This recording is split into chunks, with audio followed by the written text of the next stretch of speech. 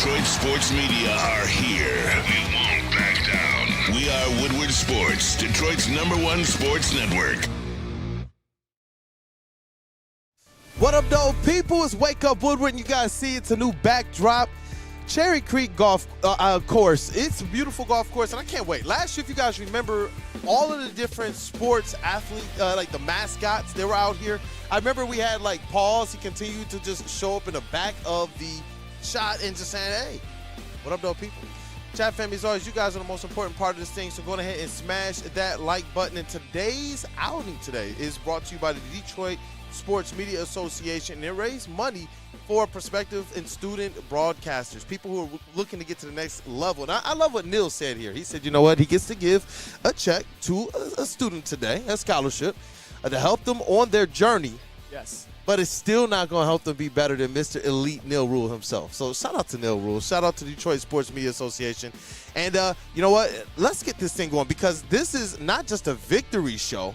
Not just a victory show. I'm talking about this team went, and I think they buried some demons this weekend. We talked about the Guardians just being that team that's just been a thorn to this squad, to this Tiger squad, the last year and a half, and this weekend felt so good. So satisfying, man. Satisfied that like button. So satisfying. And I'll tell you what, you know the best part about being the morning show? What up, dog? I'm the first one to it, and I'm going to steal Neil Rule's bit. And it's a great bit. Rest in peace to the 2025 Cleveland Guardians. Man, for so many years, especially when the Tigers were in their lean years, just to say the least, from 2015 to 2022, the Cleveland Guardians were like the Tigers' personal tormentors. Yeah. And even last year, when the Tigers rose up, had that great second half to the season, made the playoffs, they still lost out on the division to the Guardians. They lost in 5 games to the ALDS to the Guardians. And even at the beginning of this season, when the Tigers were flying high and had a huge lead in the division, the Guardians come into Comerica Park and take the first 3 from the Tigers, take 3 out of 4 from the series, and close the gap at the time. But right now, those bums in Cleveland are on a 10-game losing streak. They are 8 games under 500, and they are 15 and a half back of the Tigers in the AL Central. Wait. 8 games under 500. 8 games under 500. Meanwhile, those Detroit Tigers are 23 games over 500, man. 3 games away from the 60-game win mark on the season, and it was so awesome to see that the way this game went down, because yes, Scoobs was absolutely dominant, and I thought that we were heading into another one of those types of games where he doesn't necessarily get picked up by the bats. And then from out of nowhere, it was as if, you know what, sight. Here we are. Hey, shout out to the Firebirds mascot in the building. Hey, hopefully the mascots start doing their parade, and we can get them in the shot as well so they can say what up, though, to the people. But this was a game where as soon as you saw the bats going, it was like a perfect into a sweep of the Guardians. And I'm with you here, man. Bury them, put them completely in the rearview, because I told you, as many of those kind of problem teams that can trip up the Tigers on the way to a World Series, I want them out of the way. Guardians in the regular season, and right now it's the Houston Astros for me as it relates to probably that team I look at as the biggest threat to the Tigers in the AL. Well, and the thing about the Guardians is when you really look at what their problem has been this year, they have 2 good players, Steven Kwan and Jose Ramirez. But if you look at the rest of their lineup and their roster, it's pretty damn terrible all around. They never knew how much they missed Josh Naylor. Shout out to him. He's actually playing well with Arizona, but Cleveland let him go. David Fry's been hurt, and since he's been back, he's been terrible. And just if you go down the line, I mean, Will Wilson blows. Austin Hedges blows. John Kensky Noel. Remember him last year? He actually had a pretty hot stretch. He's in AAA right now. Brian Rocchio, his wins above replacement is negative 1.1. Negative 1.3, my bad. I miscalculated. Lane Thomas blows. I don't care if he was a playoff hero for them last year. Bo Naylor, Josh's brother, blows. Nolan Jones blows. Angel Martinez blows. Kyle Manzardo blows. Hunter Gaddis, Cade Smith, Emmanuel Clase. They're still really good, don't get me wrong, but they're nowhere near as dominant as a bullpen core as they were last year. Just saying they do a good job at blowing. Hey, yes, absolutely. Hey, yo, they certainly do, and they're probably not going to get that from their lady friends with how they've been playing lately. You don't get that when you're on a 10-game losing streak. not at all, man. And you know what I love here? Because I love the way this thing is set up. I know in the next segment we're going to definitely set up the Krispy Kreme for the pitching in this series, and it's ever so appropriate. When you look at the Tigers in this thing, this wasn't one where the bats were really their friends. Of course, we saw the bats go off with a bang to close the series in extra innings, but throughout this entire thing, this was what the Tigers had to do to go out there and be 1 run better, 2 runs better than the Guardians this entire series, and it was on the strength of their starting pitching, which I think should make people excited when you talk about playoff Detroit Tigers. This rotation is, to me, going to be even more lights out, even better this playoffs coming ahead. And, yes, I'm going to look that far ahead because of what they're doing right now. They continue to come into series after series after series, taking 2 out of 3, and the fact that they decided, you know what, Scooble's on the mound, we don't want to have this thing be another one of those 2-1 series wins. This is the Guardians. That, to me, hey, makes me that much more happy as a Tigers fan, and as somebody, as it relates to the media perspective of it, and you're looking at what this team could be, I do. I think that this was a very, very good omen for them to bury.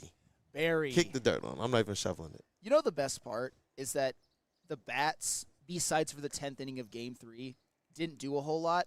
The Tigers scored 4 runs in, like, non-extra inning runs in this whole series, and they swept. God, that's just beautiful. And my goodness, have I forgotten the victory shades? Hey, I'm Maybe looking for the next segment, I'm looking at the entire chat now, man. I know. I'm seeing them, and they're asking, like, Tabitha Gable, where are the victory shades? And I'm seeing a couple other people like, yo, Phil, does Sam wear the glasses? We're gonna have to get them. We do have them. I think that we were so caught up in how dominant this series was, because I'm telling you, I don't care how good the Tigers have been this year. I don't care. Every single time we've played the Guardians this year and last year, I've been like, this team is our kryptonite. So even going into this series, it was one where it was tense every single game. Every single game against the squad who realistically you would think if it was any other team with a similar record, I would say easy handle your business series. But this was one that was like, you know what? I don't even know if I'm going to go out there. I didn't even make any big proclamations. Usually like sweep these bums. And this one was one I was like, man, that's the Guardians. Like I'm really hoping. I know we talked about it a little bit saying like, are they finally one of those teams that we can remove off of the Tigers hit list? Like that's one of those squads that just don't matter what they are, they just beat the Tigers. And this was a weekend that made me very, very, very comfortable with doing that. Very comfortable. And Dante151 with a $4.99 super chat. The only savior for the Guardians is that SOB Stephen Kwan. I disagree. Jose Ramirez is damn good too. But I hate Kwan so much that I wished he was a Tiger just so he could piss off other teams' fans. If Stephen Kwan was a Tiger, I would probably – this would be raised right now because we hate him when he's on the Guardians, obviously. But man, if we could get him from a rival and put him on the Tigers, I would kill for that. But yeah, even yesterday, Stephen Kwan got what looked like at the time was going to be it was the go-ahead RBI double. And shout out, by the way, to Cade Smith for pitching, or not Cade Smith. Oh, jeez, who am I talking about? The recent one that the Tigers got. My bad. Oh, Chase Lee. Chase Lee, my bad, for pitching out of a little bit of a trouble as well. But, yeah, Stephen Kwan, Jose Ramirez, they're the only good position players that the Guardians have right now. Oh, I forgot. They added geriatric Carlos Santana in the offseason. He's still okay, and I respect him for what he was, certainly for what he was, but what he is now is a big downgrade from what Josh Naylor was. So the Guardians can, how about rest in piss? Not rest in peace. Golly. You know, I can tell that this is one of those ones for you, too, where it was just like, you know what, put them completely in the rear view. And now I'm hoping for the Tigers, not just in the Central, but in the AL and everything that it's ahead of them, just go out and continue to take care of business, man. When you look at what Scooble did, and I know that it was a big weekend for him and the Tigers getting the All-Stars, and we're going to talk about it and everything. I don't understand how this guy has gone from great to even better than that in his second year following up the AL Cy Young. I have no idea how this guy is continuing to step out there to the point that we'll say that some of his slumps are still some of the best pitching in all of baseball. And this guy just goes out there and continues to ramp it up. And it was cool to hear him talk about after the game effectively. He could be celebrating what he was. He could be talking about his accomplishments, but it was about this team. It continues. Every time this Detroit Tigers squad has an opportunity to show it, they prove that they are bigger than themselves. They prove that they are bigger than the contracts. They prove all of this other stuff. They prove that they're about the city. They prove that they're about winning. They prove that they're about each other. And I think right now, more than anything, we could talk about how good A.J. Hinch is. And, yes, I get it, you people, the 99.99%. But that other 0.01%, I do believe it has everything to do with how this team has bought into whatever the message is and who they are as teammates, man. And that's what I love. Like, Scoobs could have went out there and talked this talk, and we see who he is out there on the mound. They get him off the mound. He's talking about, you know what, I'm pissed because I think we should have had more people in the All-Star game. Oh, well, we've actually got a segment about that later because, you know, somebody got added to the mix, but there are some people that a lot of Tiger fans, I think maybe should have made it. We are going to get into that. But today, we've got a little bit different of a look for the booth boys. But since we are on remote, they're not really a booth. They're just the behind the scenes guys who also have a big voice. Got an embarrassment of riches today. So shout out to JB, Woodward Sports MVP. Yeah, he's not with us today, but hey, shout out to the booth space, man. What do we call it? The booth space? Yes. Yo, what's good? How we doing this morning? Hey, hope everyone had who's that guy? They let her brother back in the building, man. Yes, Y'all shouldn't have did it. Yes, Y'all sir. shouldn't have did it. And Kool-Aid, don't worry. I got you, big dog. I You got you. the victory shade? I got you. Don't After worry the about break, it, man. I promise I'll throw them on. It's just, I don't know. We're burying the Guardians. Being on remote, things get a little bit not flustering because the setup wasn't pretty smooth, but my whole routine's a little bit off. I don't have like the comforts of the studio. Remember, everything was off for me at the start of this thing. I'm like, this is the spot, the famous spot where last year I almost had a heart attack on air. Fighting with T-Foss. With Terry Foster. motherfucker. He's over here fighting with T-Foss. I'm trying to get a selfie with Paws at the same time. Like, hey, man, it was a lot going on. Chaotic. It was chaotic, man. Hey, shout out to the chat, man, giving KG all the love. Appreciate I see people in the chat, man. You see it, J Hart, KG, Varys, KG, G, Jonathan Lord, KG. It's good to see you get a lot of love in the chat, my brother, man. Oh, it's good to be back, man. Before we go to break, though, definitely want to just take a moment to, at least pay some attention and to what's going on in Texas with the flooding and everything down there. That was something that I think caught everybody off guard. I know they didn't even have a lot of time to prepare for what went down, and there was a lot more life lost than anybody would have expected, and it's always even more tough when it's children. So definitely want to be able to send our prayers and our thoughts, and if there's any ways that people even know to support, put it in the chat for us. So if there's anybody else a part of the chat family that wants to support the victims there and their families, the cleanup and such, that they can do that. But I just wanted to make sure before we went to the break that we did make sure we paid some attention and to what's going on there. And I know there's some other flooding going on around the country right now, so definitely keep people in prayer at a time like this. Man, the more I keep seeing on the death toll, it gets more and more depressing. The weather, man, weather disasters, they're unavoidable, and unfortunately, way too many people got caught up in that, and a lot of lives were cut short, especially kids. Just terrible, terrible, terrible. I know Kool-Aid as a father, you can't even imagine. I cannot. You sit there and your heart pains for people in a way that it didn't even before. Like, it pained before. Now as a father, you're like, I couldn't imagine. So so I wanted to at least make sure we took some time, and you know what, good on our chat too. They've been on that since the beginning of it, and I just wanted to make sure we opened up with a little bit of Tigers, paid proper attention to Texas and the victims there as we go to break, to be able to have so we don't just jump right back into sports. Some things are much more serious. So appreciate you, chat family. Thank you, Flannel, as well. Absolutely, and thank you. And when we come back, even though the Guardians lineup is indeed, besides Jose Ramirez and Stephen Kwan, Duke Juice, it's still very, very impressive the way that the pitching staff was able to navigate these 3 games, the starters, the bullpen, and we're going to detail that more when we come back. But first, Justin, where do you want us to go? Why don't you tell them about Planet Fitness? Absolutely. Planet Fitness. It's where your fitness is essential, and they're doing a summer pass program where they're allowing teens ages 14 through 19 to work out for free all summer long so that they can keep up their fitness levels even when they're not in physical education class. Sports aren't in season. It's a great, great incentive, and man, I bet we all wish we had that when we were kids. But you know what? Let's let the up-and-coming generation take advantage while they can. It's Planet Fitness, where your fitness is essential. Essential. Walk into any Lady Jane's Haircuts for Men today. Open 7 days a week. Sit back, relax, and enjoy precision haircut, scalp massage, hot leather neck shave, and hot towel treatment from one of our talented stylists. Step up your game this season and take advantage of our $20 haircut special. Scan the QR code and get your coupon today. Lady Jane's Haircuts for Men, the ultimate haircut experience. Open 7 days a week. Walk-ins always welcome. Lady Jane's Haircuts for Men. It's wicked awesome. Why do we fight? We fight to protect the innocent, to hold the powerful accountable.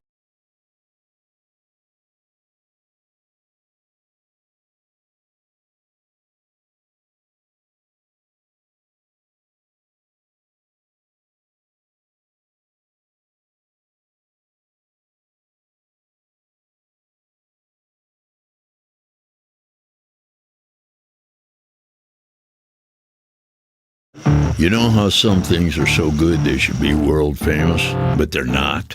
Our house-made vinaigrette is one of those things. And the antipasto salad, we drizzle it over. Same with our hand-battered chicken tenders. Original recipe soups and pasta sauces. It's almost as if our original, world-famous Detroit-style pizza is mocking them. And that's not very nice. Hey, Les Stanford Chevrolet Buick and GMC. They've got a couple of locations in the Detroit metro area. They've got all these great deals on some new cars that you can lease for very, very reasonable prices. And you know what? Our very own Spencer Raxter got his vehicle from Les Stanford. So if it's good enough for Spenny, it's certainly good enough for any of you guys if you guys need a new car. I hope the ones that you have are running perfectly smooth, but you know that's not how life always works. So get to Les Stanford today. Together, let's drive. Hey, you see that right there? Our Detroit Tigers segment. My We boy got Pauls Pauls in the building. What's up, 3-0. Where are the Guardians at? I don't see him, Pauls. I don't see him. Shout out to those Detroit Tigers. We are live at Cherry Creek Golf Course. The beautiful Cherry Creek Golf Course. A new setting. I love these golf outings, man. And we're here for the Detroit Sports Media Association Scholarship Golf Outing. And they're making sure that prospective students. That's right. are Bring getting that winning money energy to be over able here, to- Paul. Yes, sir. Hey, keep that journey going. What up, Yeah, though? we got the Michigan good victory. Panthers in the spot. Michigan Panthers, too. That's Shout UFL out. champion Michigan Panthers. Hey, Damn right. You know what? It's a lot of winning going on up here, man. It's a lot. I see Sparty over here. We see the Firebirds. It's a lot going on right Sparty. now. Flannel Sam, how you feeling right now, brother? I mean, this is awesome. I'm feeling good about Paws, especially coming off of the sweep. Feeling great about the Michigan Panthers. I got the jersey on too, so obviously, like Paw knows a fellow Tiger in the wild. But Hey, the hey, Sparty Pauls, thing I like your understand, hat. but I don't like. Matching hats, man. I love this stuff here. You say you don't like the Sparty stuff. We are Go Blue fans. Yes. But for today, we definitely will support Sparty because this is for a good cause, man. Absolutely. It's for a good cause. Yeah, it's shout for the out. kids, man. For the students out there. Kids. And I know that later on, Neil Rule, Mr. Elite himself, the legend, will be giving out a scholarship to one of the students today. So you definitely stay tapped in with Woodward Sports, stay tapped in with the socials, and all of the live streams from here, and you guys will be able to be a part of all of the action going down. Oh, they're about to have the chip off. Hey, shout out, man. It's a lot going on. So stay tapped in, man. And shout out, we got KG, that dude Justin in the building, Stick, intern Ryan. You guys already know Flannel, Sam, myself, and Pauls. And we got champions in the building, man. Shout out to those Michigan Panthers. And talking about the Tigers, Paul should be an all-star. Yes. Paul should, when I heard Tarek Skubal talking about it, I think that was the one name that he forgot to mention, man. Yeah. Hey, absolutely. But Tarek Skubal is obviously an all-star pitcher. But what I really liked about this series against the Guardians was the fact that the pitching really carried the way, even when the bats, at least in the 9-inning segments of games, were relatively silent. Because we've talked about the pitching. We've talked about the ways in which, come playoff time, there's some, not the worst worries in the world, but, some worries. Obviously, Reese Olson. Hey, Tell him, Paul. hey, it's World Series. It's World Series. It was perfect to expectations. me. Hey, but I'll tell you what. Reese Olson coming back, I think pitching well enough. He looked the least sharp of the three, but that's about what to expect coming off of a long IL stint. Casey Mize looked You as scared dominant. Paws away, Flannel. I know. Wouldn't be the first time. Hey, right? Casey Mize. Wow, that lives in infamy now. Oh, it's recorded, bro. Hey, 4K. Casey Mize looked as dominant as he has all season long. Same with Tarek Skubal, by the way. The starting pitching in this series went a combined 18 1/3 of 1 earned run. And not to be outdone, the bullpen. And remember, one of the last shows we did last week, I talked about how the Tigers' biggest need was a relief pitcher. And I still think they could use one at the trade deadline, but you saw the bullpen go a combined 9 2/3, allowing 1 earned run. And when it comes to the bullpen, I'm comfortable with Will Vest. I'm still comfortable with a Tommy Kahnle, even though he had one bad outing in Washington.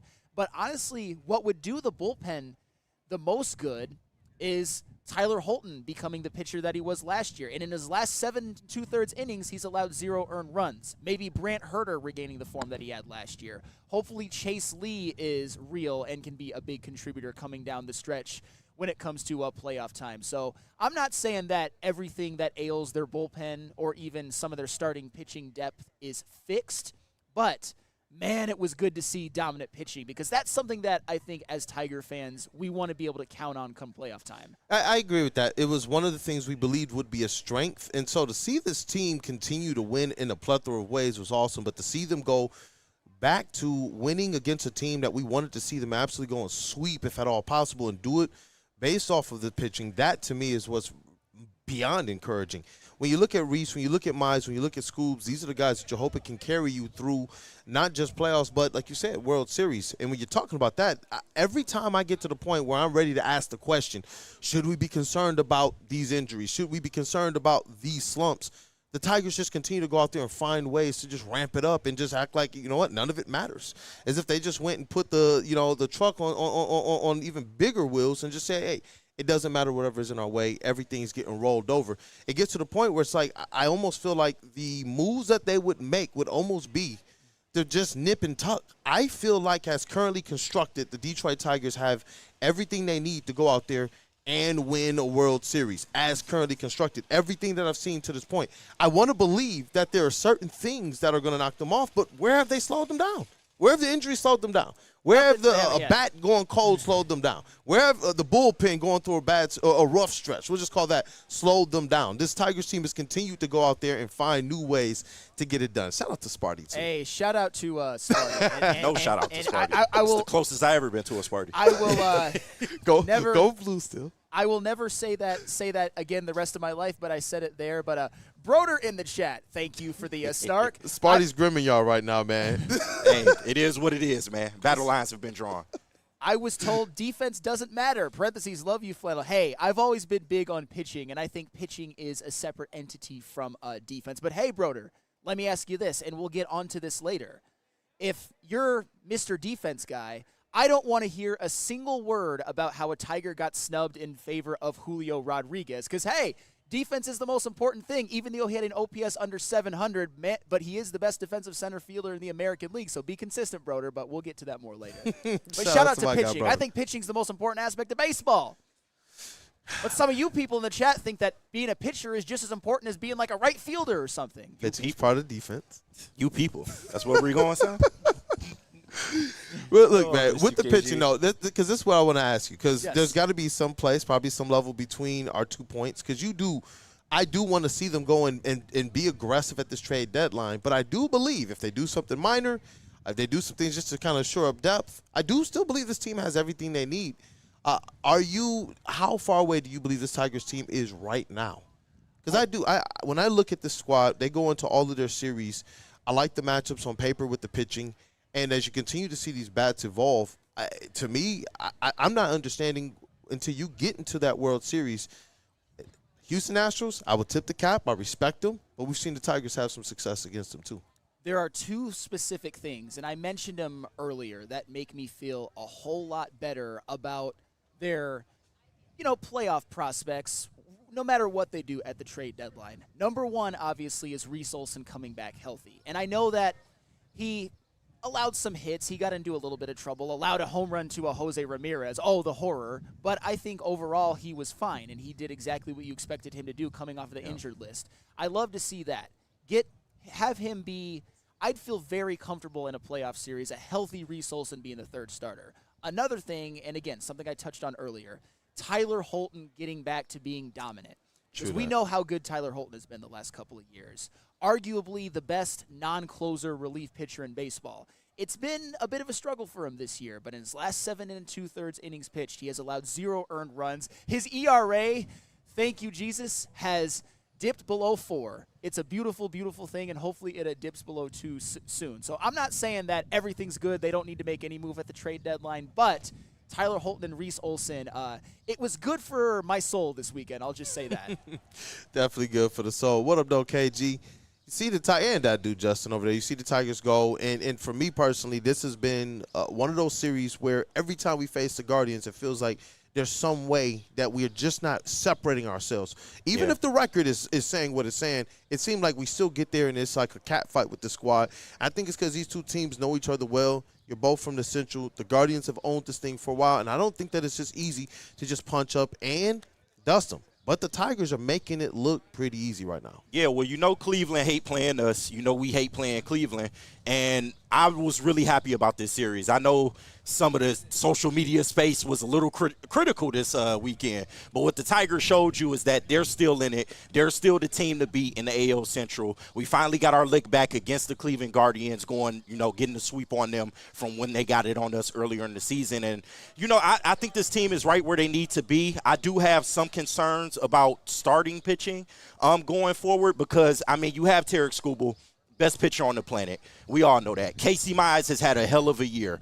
If he can stay healthy, he is going to be one of your primary arms going forward.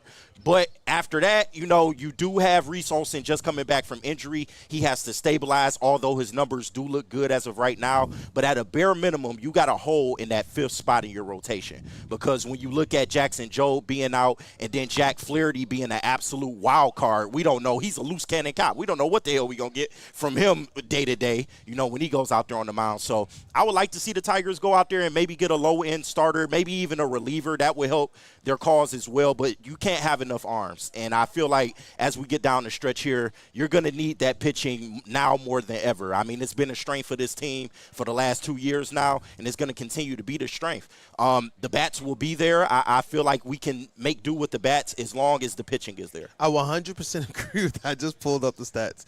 Because the Detroit Tigers, for as good as they were to start this season, when they were averaging, 7 hits a game and 4.5 runs per game? Yeah. Do you understand over the last 20, they are now averaging 8.5 hits per game and 5.5 runs per game? And there were people who told me, I was told, shout out to Neil Rule, we're on his turf today, I was told that the offense was struggling. But that's where, if you're going to do anything to bolster what this team is going to do World Series-wise, load up on those arms. I believe in the bullpen even more so than starters.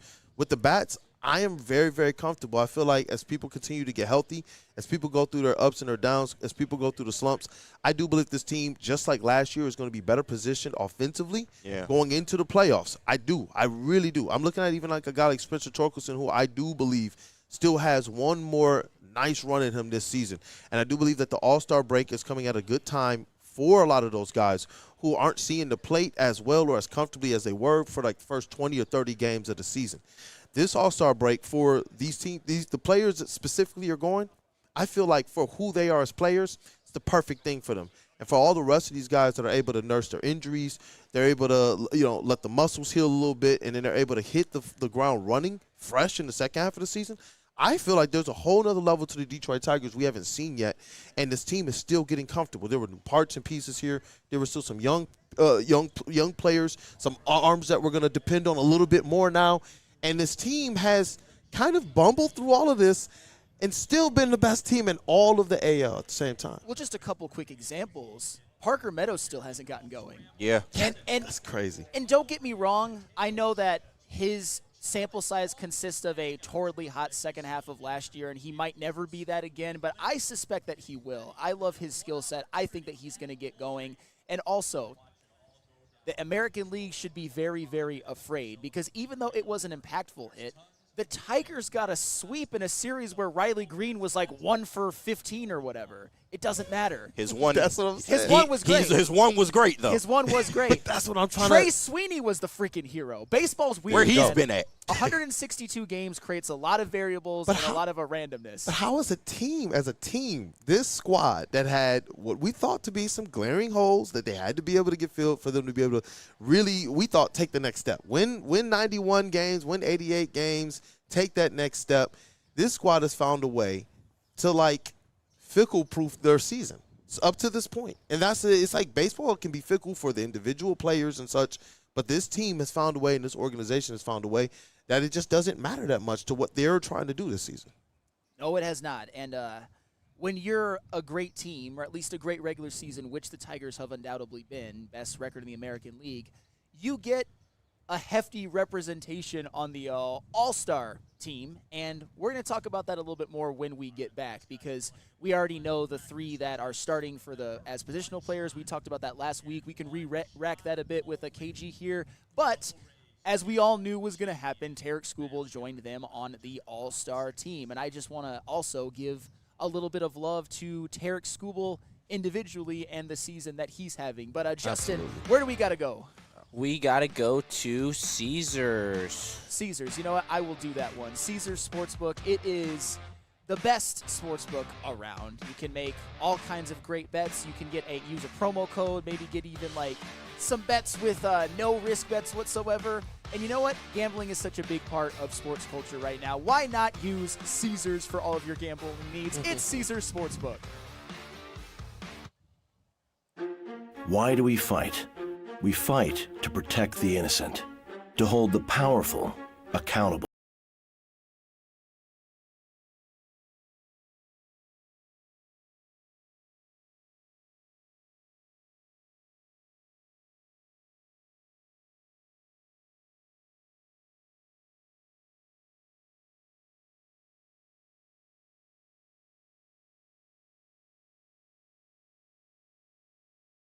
You know how some things are so good they should be world famous, but they're not? Our house-made vinaigrette is one of those things. And the antipasto salad, we drizzle it over. Same with our hand-battered chicken tenders. Original recipe soups and pasta sauces.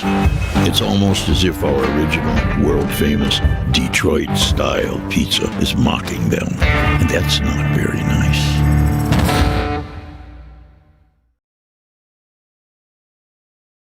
Walk into any Lady Jane's Haircuts for Men today. Open 7 days a week. Sit back, relax, and enjoy precision haircut, scalp massage, hot leather neck shave, and hot towel treatment from one of our talented stylists. Step up your game this season and take advantage of our $20 haircut special.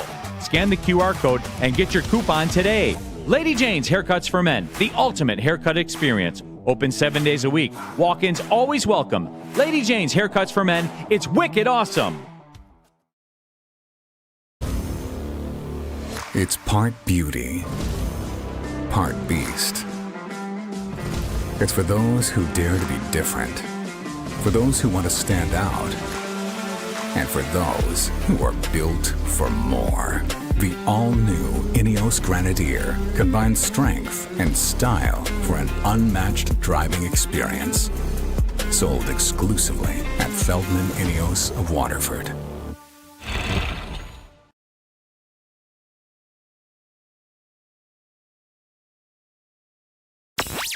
Boys of summer are here, and Woodward Sports is all over the Motor City with the White Claw Tigers Tour. Come party with Woodward Sports, watch the Tigers, and sip on some White Claw all summer long. The best bars, big giveaways, live events, and a party that only Woodward Sports can throw. Ain't no party like a Woodward Sports party. Join us from 5 to 7 with the heavyweights at Second Best Bar in Detroit for the White Claw Tigers Tour, brought to you by White Claw, Easttown, and Ven Johnson.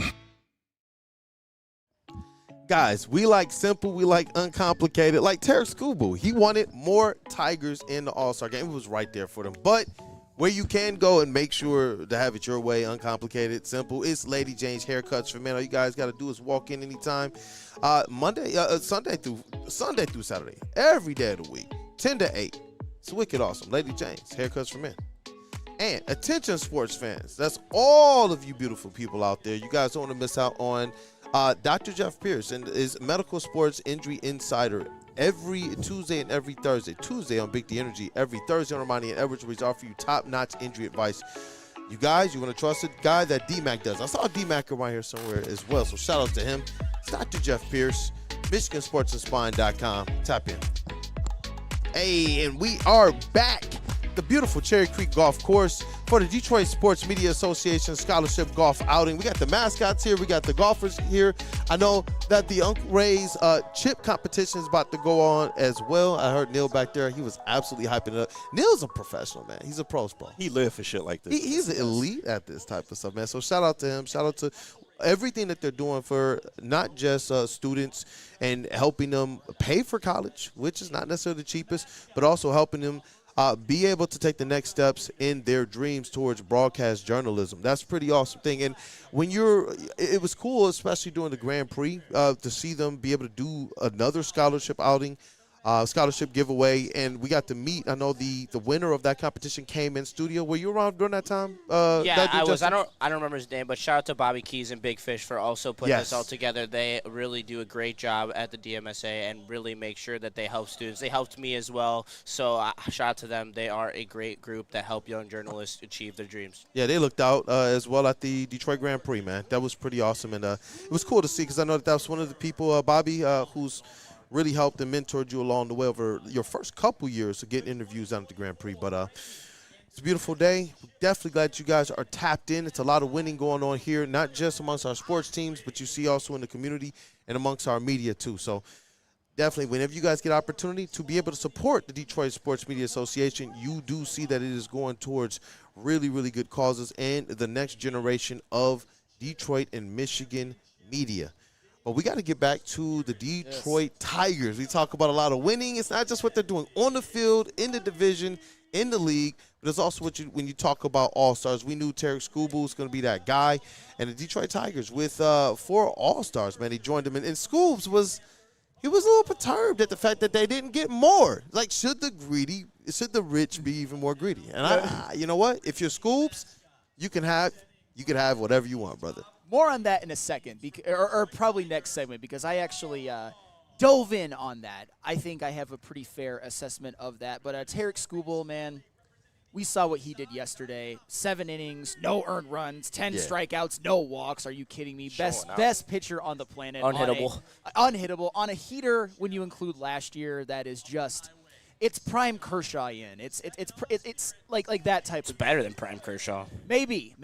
It's I don't know. Prime Kershaw was a wagon. But the point is, it's like don't make me pull up the numbers. It's like we don't even have to talk about Tarek Skubal in the context of right now. We're talking about historic because this year he's followed up his Cy Young season, and I want to provide some time to this. Last year his ERA was 2.39. This year it's 2.02.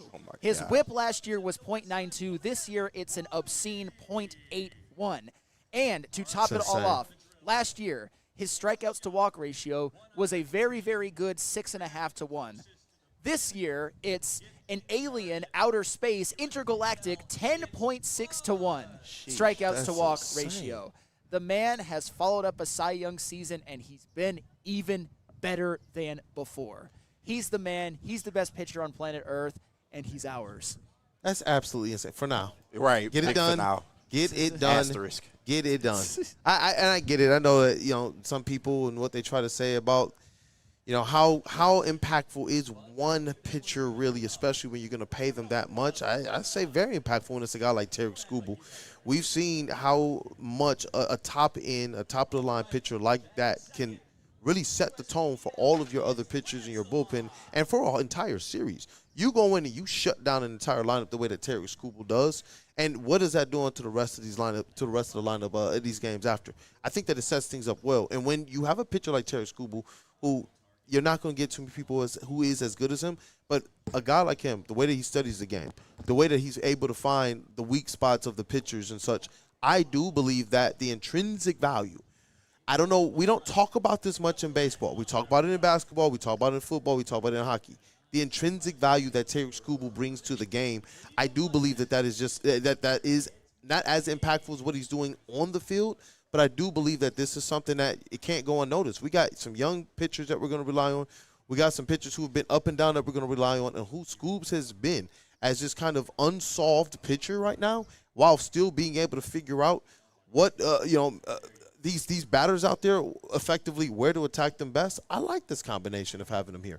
I don't know why they wouldn't say just lock them down, except for the fact that they think that this could affect things. But it's baseball. It's not going to affect it. It's not like it's basketball, football, or anything of the nature. So I don't know, man. It gets to the point where I've even seen some people who they're afraid to even get as excited as you could because they're wondering what Scoop was going to be in the future. But right now, I do believe you put this gauntlet in front of him. World Series or bust for Scoobs, and he's going out there and looking like he's not going to stop or let anybody stop him. They could still get a World Series in these next couple of years, and everything's fine. And Justin, you must have peaked Clayton Kershaw. Oh yeah, I did. He did. Clayton Kershaw is the best regular season pitcher I've ever seen. Yeah. And but Scooble on the heater he's on right now. That's why I say it's. I'll be a little bit less clunky. It's Clayton Kershaw-esque. So, it is esque, but yes. Kershaw had 3 years of sub 1.9, sub 1.7 baseball, and Scooble has yet to ellipse that number. Until this year when he does it. Right. He might. He's at 2.02. Hey, I don't even care about the regular season. As long as he doesn't have Kershaw's postseason season, I'm good. I think Terry Scooble's too insane it to took have Kershaw that type a long of time. playoff misspells. Yeah. Yeah, man. Broke my heart many, many times. I'm a Kershaw guy. But, hey, the Dodgers now got 2 during his run. Did you know he went to school with Matt Stafford? Oh. What? I just Really? For No real? idea. But, Yes. Former Detroit Lion Matt Stafford? Yes. Goodness well, gracious. I know we're re-racking something that we did last week, but since KG's back, and I know we had many a great Tiger discussions in our day, and we're going to have some more. Oh, yeah. Let's re-rack the 4 All-Stars. You got Tarek Skubal, you got Gleyber Torres, you got Riley Green, you got Javi Baez. How are you feeling about that? Oh, you know I love Javi being on the All-Star team, yeah, man. baby. That is magic right there. But Gleyber Torres, somebody that I predicted early on in the season. You did? Yeah, that he would be You were called a bad man. No. Yeah, I was. No, but no, it's just good to see the step up from last year to this year in terms of what these bats are really capable of. And we already knew Riley Green, best hitter on the team. He's leading the OPS, leading the home runs right now. But for everyone else to step up, I mean, Spencer Torkelson, I can't speak enough about this guy now. I feel bad that I ever even hated on him in the first place because for what he's done this year, you know, being 800 OPS, all the home runs that he has, I believe he's second on the team right now. He's everything that you could have asked for because at one point we thought we didn't even have a first baseman. So for him to be doing what he's doing is amazing. Zach McKinstry, I mean, he's having probably his best year of baseball like I've ever seen. If I'm wrong, quote me on that. You are not but wrong. I promise you're not wrong. This is the best year of his career, like hands down. Easily. Yeah. And he's going out there and he's showing that he can be a vital piece, filling in wherever he needs to be filled in at, whether it's third base, whether it's in the outfield. And Playing first base for the first time in his career. Right, like yesterday. come on, man. But you're getting so much from your younger guys as well, man. It's just been beautiful to see. And I think that they are capable of keeping this thing going. It's just all about can they stay healthy at this point of the season because you're going through the dog days of summer and you got a lot more season left. It's just about staying healthy because we know that's a bug that has bit the Tigers badly in the past, and hopefully we don't have a repeat of that this year. I think the sample size is big enough that we've seen so far where they can last between the ebbs and flows and the hots and colds of a baseball season so far. And also, I was called a madman on social media for Javi Baez being an all-star. I made that graphic in May or April, and I got killed. But you know what? He's an all-star starter. So and deserves it. No, he doesn't. Yeah, I don't care. I've I don't want to hear Byron Buxton. I've said it before. Byron Buxton. I don't want to hear about nobody else, numbers man. across the board. Dwarfs his numbers across the board. Is Byron Buxton filling in at 3 positions like Javi has all year? Who cares? Byron it Buxton's don't a great matter. center fielder, dude. It don't matter, man. He has no help. He has no help. Have you seen the Twins? They're like roster outside. Buxton is like Cleveland's outside of Ramirez and Kwan. They're abysmal. They got to pay that tax. Hold on, I pay can end the this tax right now. for years. I can end this right now. Byron Buxton or not? What do you mean? Javi Baez or not? Or it doesn't exist. You know how I feel about that.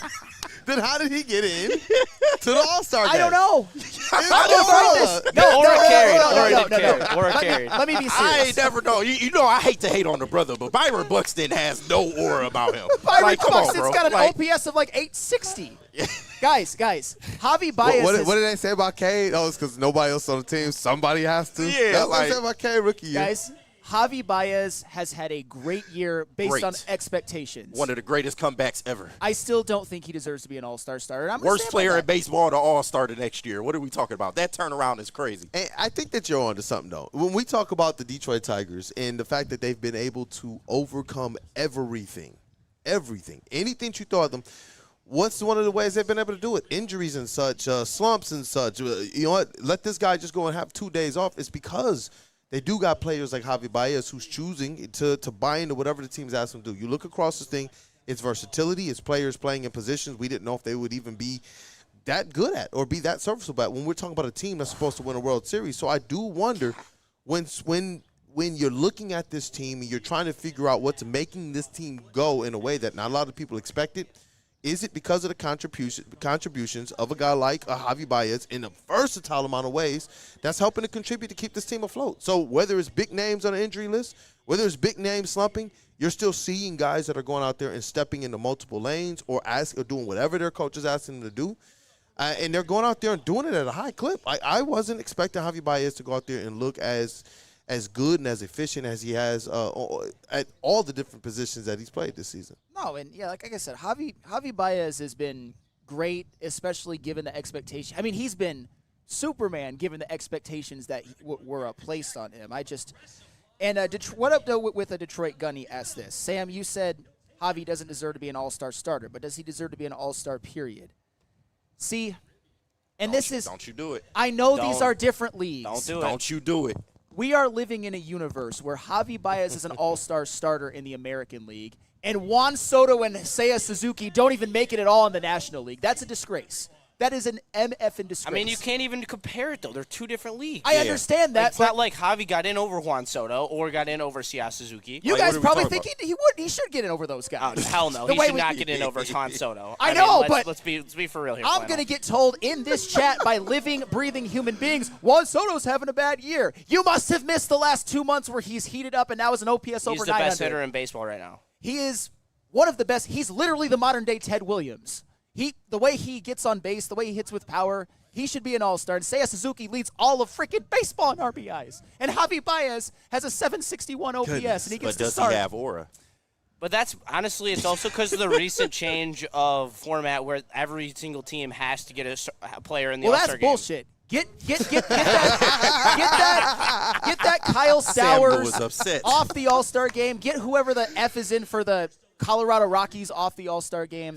Juan Soto and Seiya Suzuki deserve to be in. Hey, Willie B. Flannel Sam got crash out aura. I mean, and like I said, I love what Javi has I was done. wondering what that was. As the crash out was building, I was like, I do. It don't sound like you're appreciative of the season Javi has given us. I am appreciative. He's an aura farmer.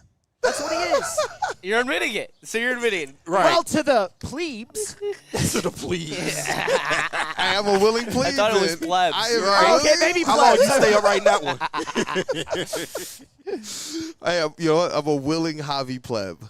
I definitely am. Damn right I am. And Praise Javier. And a Praise Javier. And a Freddie Felt. I have to address this. Why are we apologizing over Detroit All-Stars? This is poetic justice at its best. Exactly. I 100% agree with that. But that's the thing, man. I love baseball. I love numbers. I love the history of it. I can't let stand what I believe is nonsense. Maybe it's a character flaw of mine, but we all know that it's true. It's what makes me me, and it's what makes me adversarial with people a lot of the time, but it just is what it is. No, trust me, I get it. And that's the reason why I argue the way that I do, because the ebbs and flows have always worked against us this way. Now, all of a sudden, we're in an era where it's actually working for us. I'm going to stand on it because that's what I was told the standard always was. The standard was always exactly how we see our Tigers and even Cade Cunningham being recognized now. We were always told that that's what the standard is. And if you're not reaching that, then you're not there. And so, to me, yes, though you can see some individual stuff. Like, how often did you hear me state Cade Cunningham and Michael Jordan are the only rookies to put up the stat lines they did? That still didn't win him Rookie of the Year. It didn't matter if he was better than everybody in his class, which he clearly was. You look at what the rankings are now, there's nobody who's sitting here questioning who's the best player in that draft class. But they continue to put out there, even like as it relates to rookie teams and all that type of stuff for our other rookies that were drafted in the top 5. Our guys get hosed, man, consistently. I remember even when our squads were winning, 6 straight trips to the Eastern Conference Finals. And we don't have a lot of all-star appearances to even talk about with that going to work Pistons team. So it's like, from that perspective, if that's what it's always been, that's what the standard is. You got to reach that. And listen, the Tigers are ruling the AL Central. I mean, when you're at the top of your division and arguably the top of the league, you're going to get that extra love, bro. And it's about time that they showed that extra love. I mean, hell, Zach McKinstry arguably could have been an all-star this year. He might be the reserve. Yeah, so we deserve it, man. Yeah. I was about to say, if like Derek White or Cade Cunningham. Cade. Right, but who did they send the year before? I mean, that's what I'm talking about, because they were winning. They were BTA in the league, understand. And they sent them there, even though we can sit here all day long and say, Cade Cunningham is a better player than him. And that's what this is. And that's what I'm like, if the standard is finally now that our squad, our organization, because you know what I think it is? I think that All-Star is also on the organization. They're telling everybody involved in this thing, if you want to be involved in this, we want the organization to take it serious too. And as those organizations take it serious and those teams are winning and they're going out there and they're playing for real, I do think that bodes better for this league. That way now the Pistons aren't sitting here, because think about this. How serious did the Pistons have to take it? Everybody, even T. Foss was like, bro, if they don't do something quick, K's going to leave, because if he don't do this on his rookie scale contract, he going to lose tens of millions of dollars. Yep. Just making All-NBA team added $45 million to his contract. Ooh, think about that. That's crazy. So it's like, for the player's perspective and for your organization, you put the gauntlet down to win, and it's something that I haven't wanted to accept, because I'm like you. I like the numbers when it supports my people. You know, my guys. So I'm almost like you. And for years I argued this stuff to the tune of being Detroit Kool-Aid, and it didn't matter. They kept saying, well, go win something. You don't deserve to sit at this table. Now our guys deserve to sit at that same table. I'm definitely not going to undress it. No, and I'm not going to watch in protest or anything like that. You better not. I won't. But I want to respond to just really quick before we talk about potential all-star snubs, because you're right, Eric Allen. To compare anyone to Ted Williams is blasphemous, Sam. Yes, Juan Soto's not literally Ted Williams, but his power and his on-base prowess is really what makes him like Ted Williams-esque. He's not the hitter that Ted Williams was, but Ted Williams to me is the best hitter who ever walked planet Earth. I know that makes me a boomer, but I don't care. Watch Ken Burns baseball, guys. And we got some super chats to clean up and hit really quick. So shout out to Dante151 for the $4.99 super chat and the $1.99 super chat. He sent 2, so shout out to Dante. I got the first one. Big shout out to Dante. Dante. All right, we need to ask KG's thoughts on Michigan football. Hey, if we got time, like later on, and I know Justin wants to talk about that too. And then KG, how's the defense looking, Coach? Good to see you. Oh, that's right. I see that joke ain't went nowhere. I see, and it didn't help that my timing of my departure just happened to line up with training camp. So it is what it is. But y'all can believe what y'all want to believe. No, you were at minicamp, man. I was not. Yes, you were. I was not. Can you give us updates on Zadarius Smith? I cannot. There's an offer in place, but I can't go no further than that. All right. No, I'll talk. Oh, man. Hey, who we got to say what up, though, to that dude, Justin? We have to say what up to Mad Packs, and that is me. So let me tell you about Mad Packs. Mad Packs has the best cannabis in the game. They got the Boom Shakalaka pre-roll, and they hit like they have the Moon Rocks, the Blizzard THCA. And, I mean, hey, the way I'm acting, I might as well be, because Mad Packs has the best in the game, and me and KG will be lighting up after this. So shout out to Mad Packs, and we'll catch you after a quick break.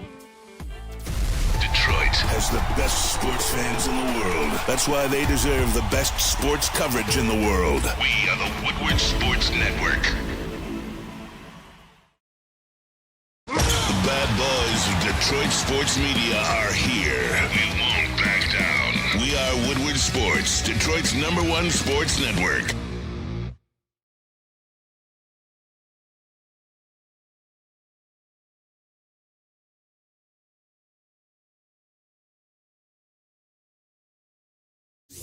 Big injuries? injuries. Big news. Twice a week, Dr. Jeff Pierce from Michigan Sports and Spine joins Woodward Sports Network for the Injury Insider Report. Big D Energy Tuesdays at noon, and Ermanni and Edwards with Maz Thursdays at 3:30. Get expert analysis and in-depth breakdowns on the latest sports injuries from the man trusted by top athletes in the community, like D-Mac. Whether it's the Lions, Pistons, Tigers, or Red Wings, Dr. Pierce talks us through it all. Don't miss the Injury Insider Report with Dr. Jeff Pierce, your go-to source for understanding the impact of injuries on the games and players we love. Only on Woodward Sports Network. Scan the QR code on the screen or go to MichiganSportsandSpine.com to see if Dr. Jeff Pierce. It's part beauty, part beast. It's for those who dare to be different, for those who want to stand out, and for those who are built for more. The all-new Ineos Grenadier combines strength and style for an unmatched driving experience. Sold exclusively at Feldman Ineos of Waterford. Feldman Chevrolet still has tariff-free inventory, so we're extending the Memorial Day sale. That means it's your last chance to get tariff-free pricing on your new Chevy. Get this 2025 Silverado for only $199 a month, or this 2025 Equinox for just $259 a month. But hurry, these low prices won't last. Don't miss your last chance to save big. The Memorial Day sale has been extended at Feldman Chevrolet, Michigan's #1 Chevy dealer. You know how some things are so good they should be world famous, but they're not? Our house-made vinaigrette is one of those things. And the antipasta salad, we drizzle it over. Same with our hand-battered chicken tenders. Original recipe soups and pasta sauces. It's almost as if our original, world-famous Detroit-style pizza is mocking them. And that's not very nice.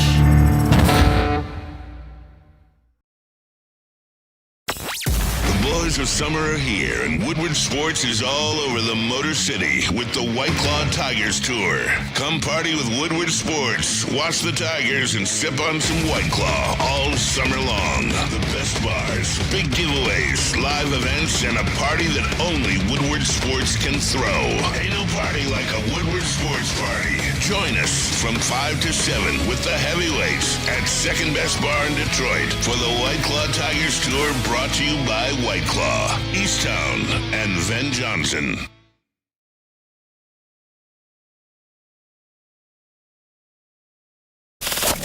We don't like to brag that we are the toughest sports network in Detroit, but we do have a guy named Darren McCarty on our side. Lemieux and McCarty, who've had a good knockdown drag up. There they go, right on the whistle. They were talking to one another. Woodward Sports.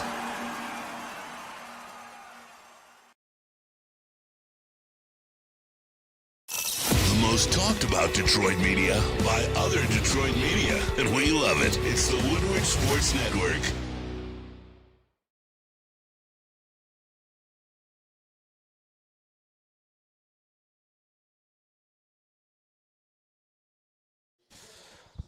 Let me tell you about Loom Cannabis. Loom Cannabis is some of the highest quality in the game. They have unreal infused pre-rolls, and you can get 30% off your entire order with the code WSN30, and you can scan to order your order online, and then you just walk in, pick it up. It's nice, it's easy, and don't forget to check out the Buzzin' 7.5 milligrams cans that make you feel perfect. They give you the nice little buzz, and they don't leave you with a hangover, so they're the perfect drink to drink on the golf course. So make sure you check out Loon whenever you have a chance. They have the best cannabis in the game. Hey, it's Waco Woodward. We are back. I'm loving the vibes. We got KG back in the building. The vibes are immaculate, man, with the victory shades on. So you guys already know that is my Morpheus with hair. Yes. At least you put the hair on me this time. I appreciate it. Hey, look, in the Matrix, you can be whatever you want to be, man. Cool, man. Hey, shout out. Hey, chat family, it's your boy Brandon, a.k.a. Detroit Kool-Aid, Financial Pistons reporter, writer for the network, Flannel Sam, vet of the squad, vet of the network, all sports, knower and lover. And you know what? Stander on convictions. That's what Flannel Sam, and that's what we love about it. I remember the day, hey, shout out to Hooper. Pistons Hooper. Hey. Yes, I saw it out the corner of my eyes. The Pistons always catch my eyes. That's all Detroit sports. But I remember the day D-Mac told me, he was like, and I was on that show. I remember being on that show. And he was like, gosh darn it, Flannel, man. He really grinds my gears, but gosh, do I respect him because he's being real about it. He's being real about it, and I love it. And that's where, when you look at this thing from a number standpoint, I agree with a lot of what you're saying. But it is interesting to see how, as the Tigers are now doing things the right way, as our sports teams are doing things, I guess you could call it the right way, we're seeing them now being in some positions that I'm not really used to them being in. Like, yes, this to me is like when you look at Javi getting in there, this to me almost feels like if Tayshaun Prince would have been voted in, would have gotten in. I'm serious. And now we're to a point where it's like our guys like that are actually getting into the All-Star. It's like, okay.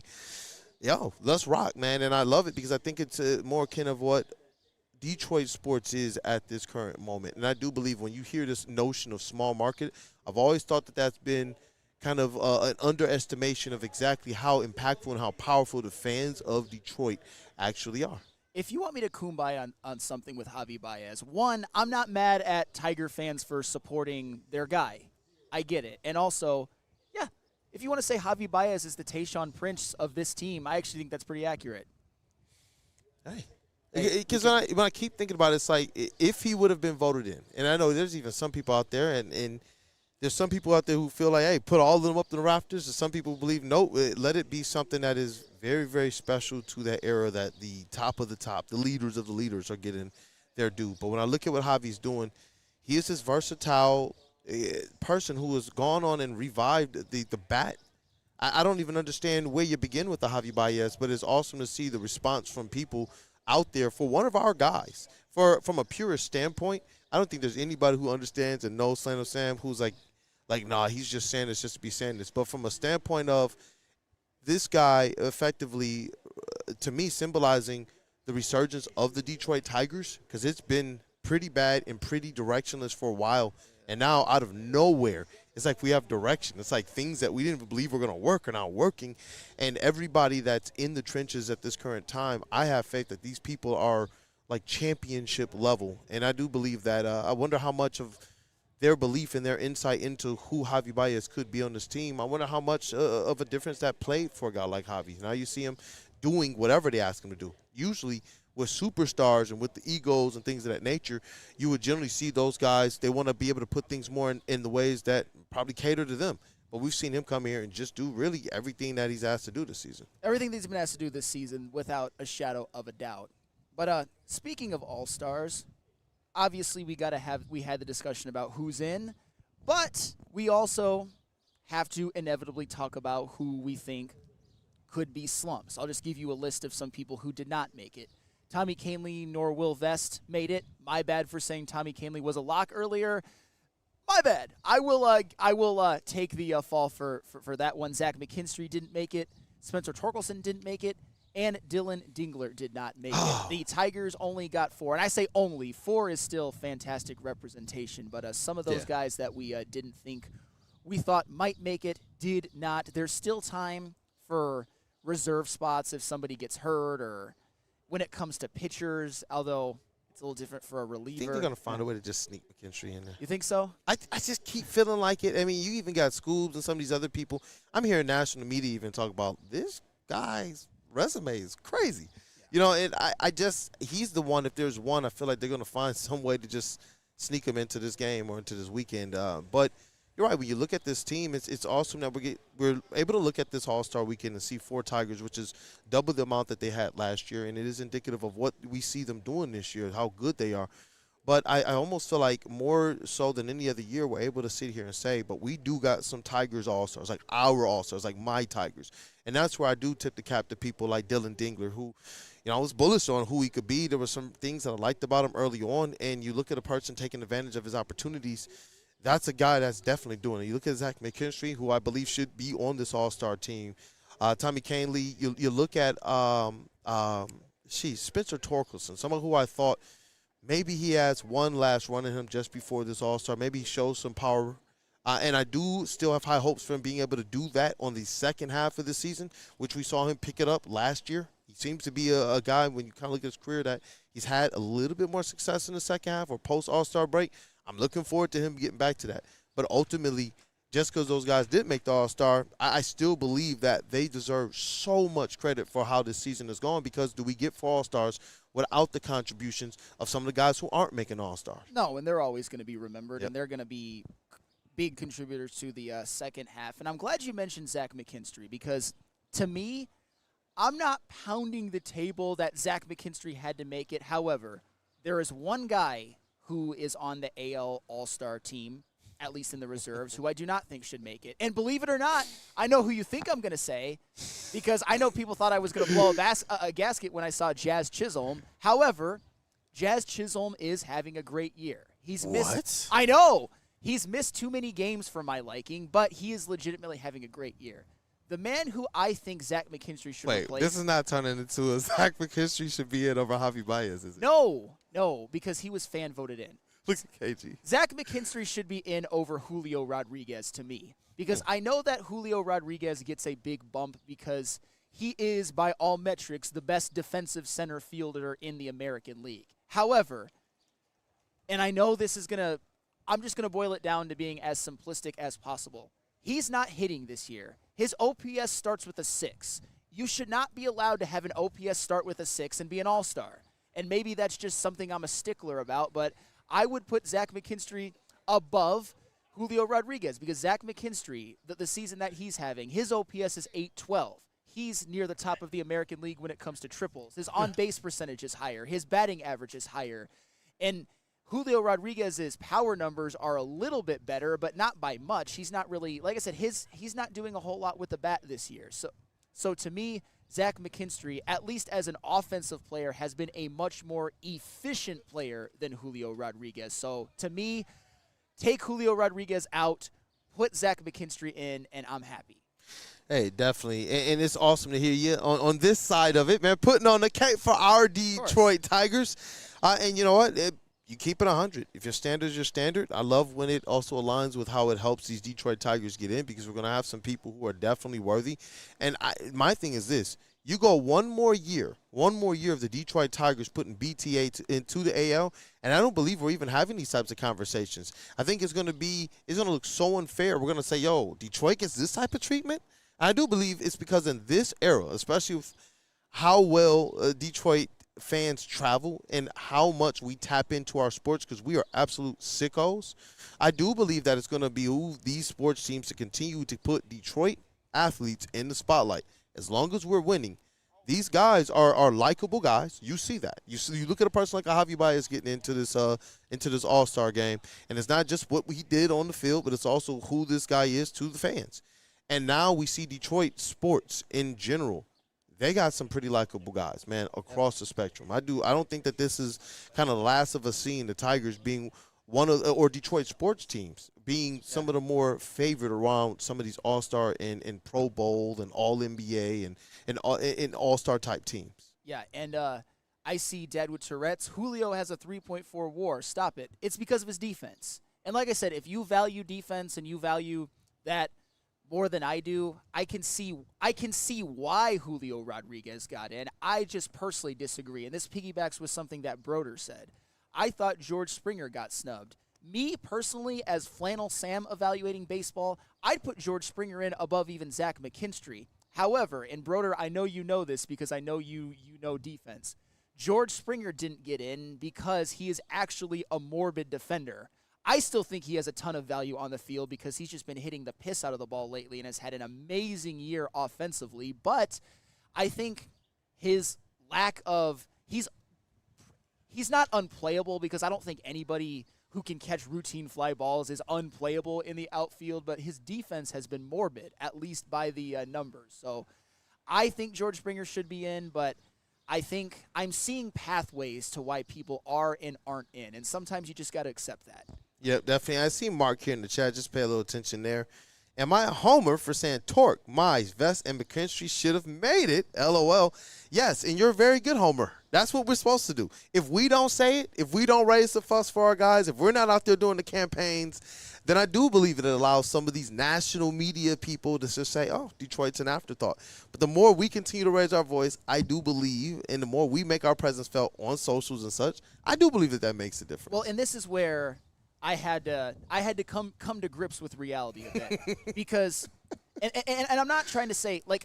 I'll give an example. Will Vest. Will Vest has been absolutely phenomenal for the Tigers this year. I think he's pitched at an all-star caliber level. I think Tommy Kahnle, save for that one bad outing, which really inflated his ERA, he has pitched at an all-star level. But when you look at how the American League is doing this and how they're voting in players, they only gave 3 bullpen guys spots. Aroldis Chapman, who has a 1.25 ERA and a .78 whip. Yeah. Josh Hader, who has a 1.80 ERA and a .73 whip, which is unheard of. And Andres Munoz, who has a 1.06 ERA and a .82 whip. Out of this world numbers. I just don't think there's enough room for another bullpen guy if they're valuing putting more starters in than bullpen guys. But this is not taking anything away from what Will Vest has done. These guys who I just mentioned are aliens this year. They just are.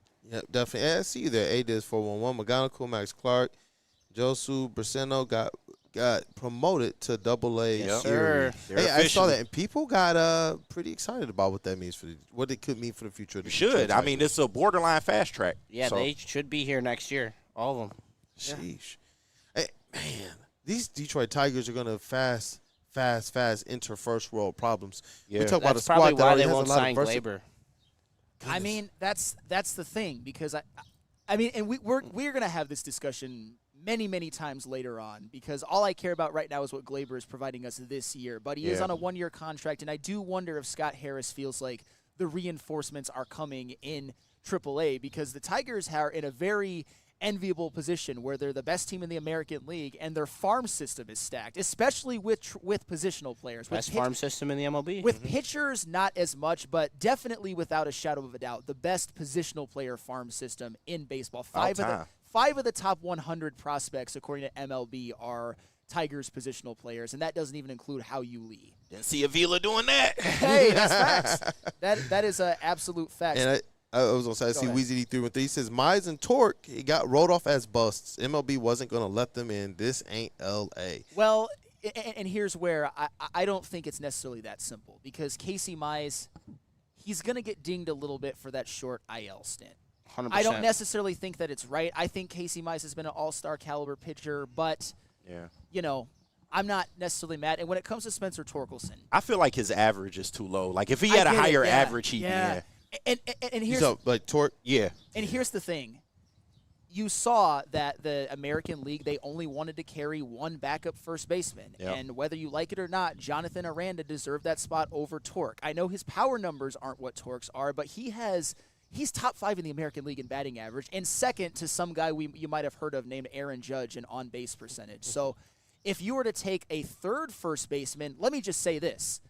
I wasn't mad about Aranda. If they would have put Goldschmidt in ahead of Torque, I would have been raising hell. But Torque, you're right, KG. His average is a little low, but that does not mean that Torque hasn't been everything that we could have ever dreamed of from him. I have never said one negative thing about Torque all season long, even throughout his slumps, because as we sit here right now, he has 20 home runs before the All-Star break and an 829 OPS. He's been, in terms of power numbers, the second best hitter on the team, and that's all that we could have really asked for. So a shout-out to Torque. I just think that maybe there just wasn't a spot for them because the American League's only carrying 2 first basemen. I think that's what makes these games in making these teams and not as important as they are. And a lot of people, I know that we will put down sometimes all-star for, the all-league teams, but I do believe that these things matter just as much too. That's why I'm glad that you see people like Amon-Ra St. Brown take both the Pro Bowl and the All-Pro extremely serious. Like, I want all that's supposed to be mine,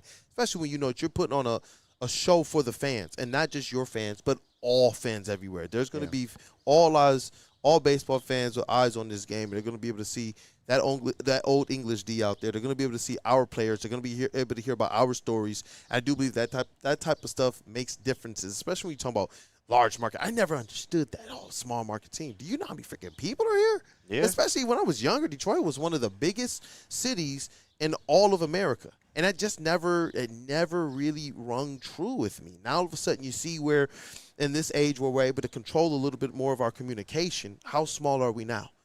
And you see Detroit fans all over the flipping place going everywhere. I think that Detroit sports is right now, honestly, taking a stranglehold of what it means to be that big market team, and I don't think that they're letting it go. I believe we're going to have multiple All-Stars across all of our sports teams here over the next, say, 2 to 5 years. Yeah, but we that kind of city that's got to take our spotlight, because the only way that you really get to see how great of a city Detroit really is when our teams are on top. I mean, look at the Lions. We didn't even know it was Lions fans around the world like it is, when we watch some of these games. But they've been in hiding this whole time because we just haven't had the teams to really get behind and rally behind. Every now and again, we'll pop up with a good Pistons team or a good Tigers team. But overall, playoffs. we have not had it like this to where all of our teams, literally damn near every single team in our major sports system, is having some form of major success. So with that being in play, I think Detroit will get a lot more notoriety going forward. And like I said, we've just always been one of those markets that got to take what's ours, and we will continue to do so. Yeah. Y'all gonna respect us. You ain't got to respect us. We'll take it. That's what's so awesome about this right now, and we get to sit here and say, man, dog, maybe we should have had a couple more. I think, you know what, this is what they do. And if the Tigers continue this on, it's going to get to a point where, just like the Lions now, nobody bats an eye. They can try and bury us at the beginning of the season, but then nobody bats an eye when the Lions are actually doing what they do. When the Lions are winding up with, like, They represent 20% of the, of this list here. They represent 20% of this list. Oh, they got 20% of the All-Stars, of the All-Pros. Like, nobody bats an eye. Nobody acts as if, oh, that's the small market Lions. That's just the peon Lions over there. I remember when it was like, okay, yeah, you're going to get your Calvin in there and enjoy it. And Matthew Stafford's going to be your fourth alternate. Now it's like, our guys are the All-Pros. Our guys are the Pro Bowlers, and they're going to get multiple of them, and nobody. They're doing so well. You're right. They went there and they took it. Because they're going out there and bludgeoning teams. To go 15-2 last year. Yeah. And that's what I absolutely love. I do believe even this year, even though I believe that the Detroit Tigers should have had more, I still feel like they took more than what Major League Baseball, its fandom, its national media probably wanted to give. 4 spots this year. They doubled up, man. No, absolutely. And when the W comes back, Sophie, we going to take our spotlight there, too. Just so you know, because I ain't appreciate them comments, by the way. So, just saying. Yeah. Shout out. We're going to talk about that. We will. Yeah. We're going to talk about that. But KG, are there any players that you think got snubbed specifically that you want to talk about? I mean, Zach McKinstry would be the biggest for me, and he could still be a reserve, so I'll leave judgment on that. As far as the pitching, I mean, you kind of laid it out. Those guys that you named are putting up unreal numbers, and that's not to take away from, Will Vest in the season he's had. Tommy Kahnle has been everything we could have asked for and more in terms of just having that bullpen arm late in games that can go out there and shut games down. So I'm not mad at what they got in. I mean, the fact that we got 4 players in is a far cry from last year. So I'm just happy with what we have. I know that's, maybe just a little bit of me just, bowing down. Call it what you will, but I'm just happy to see the Tigers in a more pleasant light this year. And they deserve it, man. They are absolutely dominating their division and arguably dominating baseball right now. And I don't even know if it's bound down. It's like, knowing the way that these systems work, knowing the way that our guys have been kept out, this is a situation where I 100% believe that we snatched more spots than anybody wanted to give us. Yeah. I do. I really believe that. And then when you look at the situation, I believe next year it's going to be more of the same. If this team runs this back like this again, even if people don't take like huge leaps forward, what they're doing right now is still all-star worthy. Zach McKinstry is all-star worthy. Mm-hmm. I do believe they do this and they run this back again. You're going to find the Tigers, it's going to be very difficult for people to keep them from having even more, from having 5 All-Stars next year. I mean, I wouldn't be surprised because, I mean, the fact that the Tigers have been able to do this and their roster is far from complete has been it's insane, bro. Absolutely. But, no, I wouldn't be surprised. If they continue to ascend at the level that they are now, I mean, the sky's the limit. Yeah, and shout out to Dante151 with a super chat. My guy Chase Lee has a 2.05 ERA with a .91 whip. And I'll just stop right there for a second. How big has he been? He's been good. Maybe he's that guy who comes out of nowhere this year, like so many guys did for the Tigers. Like we talked about the Sean Gunthers and Bo Briskys last year. But that's I'm kind of worried about. Like relievers were good. I feel like they had a bit of a struggle. May and June was a bit of a struggle for them. They're human, okay. But as far as like starting pitching, I mean, you can't trot Dietrich ends out there again. No, I mean, like that experiment is fire up pretty shit. much over. yeah, like right. No disrespect, but No. Like Kiter Montero. I mean, like, what are you really doing in that 4th to 5th spot? And that's where I'm kind of worried. I mean, in the playoffs, we're not talking about 4th and 5th starters. It's going to go down to 3, maybe 4. Maybe the 4th starter gets a game or 2. But for the most part, we only really need to rely on Skubal, Mize, and Olsen. And I'm pretty comfortable with that regard. But I would like to see just another starter and some bullpen arms just to make sure that you really get this roster where it needs to be. Because when you think about it in terms of going up against the Dodgers, Riley Green is the 4th positional player drafted if you're drafting positional players by value. Yeah. You got Mookie Betts, you got Shohei Ohtani, and you got Freddie Freeman. All 3 of them are going to be picked over Riley Green. So at that point, our pitching staff needs to be so much better than the Dodgers pitching staff because you know what the Dodgers are going to do with the trade deadline. They are going to get whatever they need to go win a World Series. They're going to leverage the farm. And are the Tigers willing to do that to go try to win a World Series? Don't know. We'll see. Well, Yeah, they did talk about being aggressive at this trade deadline, but we're going to figure out exactly what that means. And this is a season where I'm hoping as they get into the playoffs that they do have more depth in that bullpen. Though we want to see Scoobs go out there and all of his starts and have complete games in the playoffs and shut down the other team, it would be nice to know that they can pace some of this stuff. The back end of some of these games, be able to put an extra relief arm or so in there because last year it was tough watching him in that last Guardians series, and we all knew he's gassed. And he was still hooping for a large part of that game. Yeah. But it was gassed. And it would be nice to see because that wasn't even going to be the end all be all. If they win that game, if they move on, then what are we doing? How gassed is he in that next series? Even though they go through what they go through to try and get him right, this is a situation where I am hoping this team goes in aggressively to just bolster. I do believe they have enough to win, but bolster up the depth, bolster up what you have as it relates to those bullpen arms so that you know you can put together any combinations. And what has A.J. Hinch done? He forces the hand of some of these other managers, and it gets that much. Like in the regular season, maybe they let some of that go, but in the playoffs, you'll see them pull out a pitcher from the bullpen, and then literally next bat, I'm going to a whole nother pitcher. Yeah, but I just want him to have everything at his disposal when that time comes, because we all said that last year's model was not a sustainable model, and I don't want to get into a situation where we're relying on 1 or 2 pitchers in order to get us out of this thing. So that's my only concern. But overall, I'm not like truly concerned, but that's the only thing I would say. It's an arms race at this point, and now that the Tigers are in this position, you absolutely need to be doing everything in your power while Tarek Skubal is still a Tiger to push this thing forward and maybe try and cash in for a World Series. 100%. No, absolutely. And to go back really quick because I wanted to respond to something that Justin said. Right here, right now, if we're doing a draft, I'm taking Riley over Mookie. This version of Riley over this version of a Mookie. And I'm not trying to be a slap or, defend my guy's honor it's a good conversation. At all costs.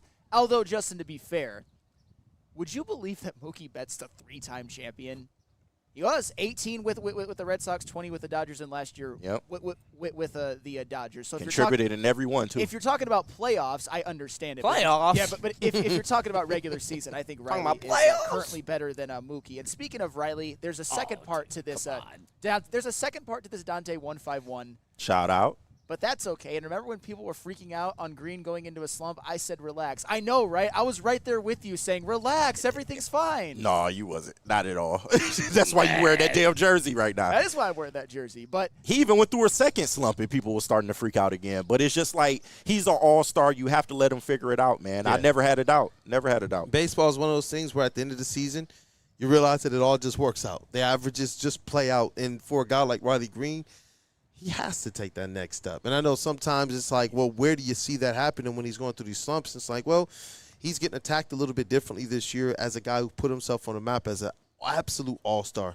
When he figures out what they're doing, well, now we see what it is. That's it. Pure all-star, man. And no questions. I used this term last week. He's having the best normal great season in the American League, because obviously Cal Raleigh and Aaron Judge are absolute aliens right now. But in terms of just normal greatness, big dumper. Yeah, the big dumper.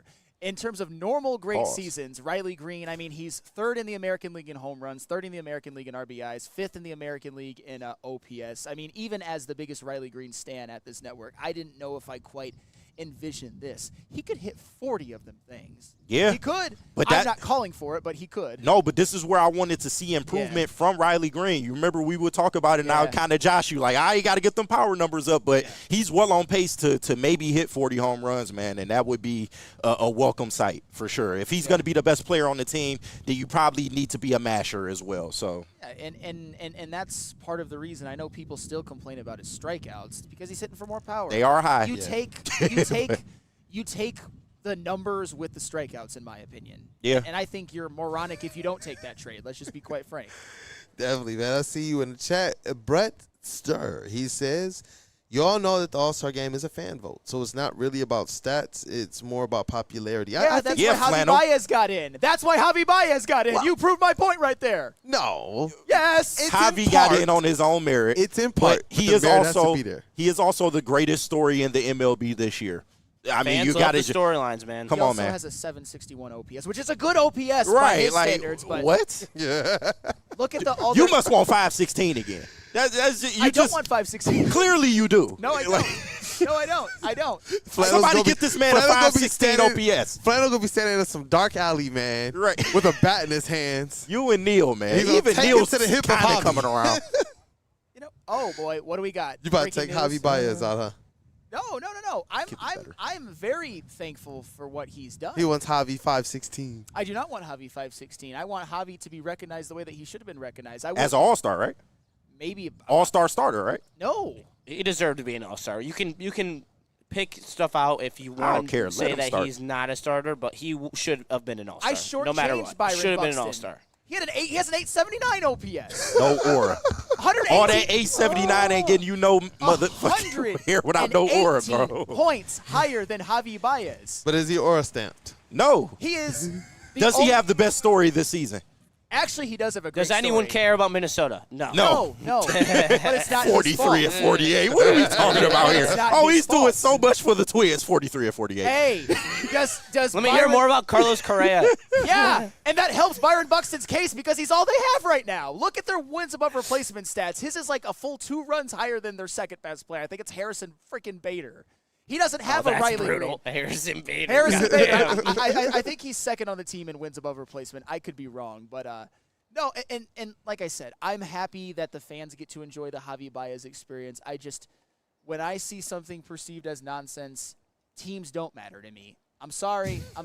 Praise Javier, bro. Praise Javier. That's why earlier, give me some credit. I wasn't raising hell about Jazz Chisholm being on the All-Star team because I recognize he's having the best year of his career. He's actually playing well. My problem with Jazz Chisholm was he was on MLB The Show when he was mid. But are you willing to level and at least say that you know it's more than just a popularity contest? I mean, to be a starter, that's the biggest part of its popularity. I think the biggest part of it is having a merit.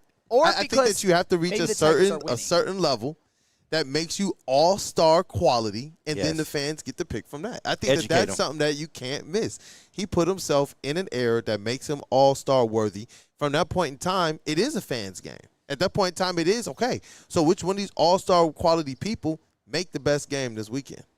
I mean, if you would have stopped the season after that two home run game and that walk-off against Boston, I probably would have said the same thing. But, man, So you don't think he's all-star worthy?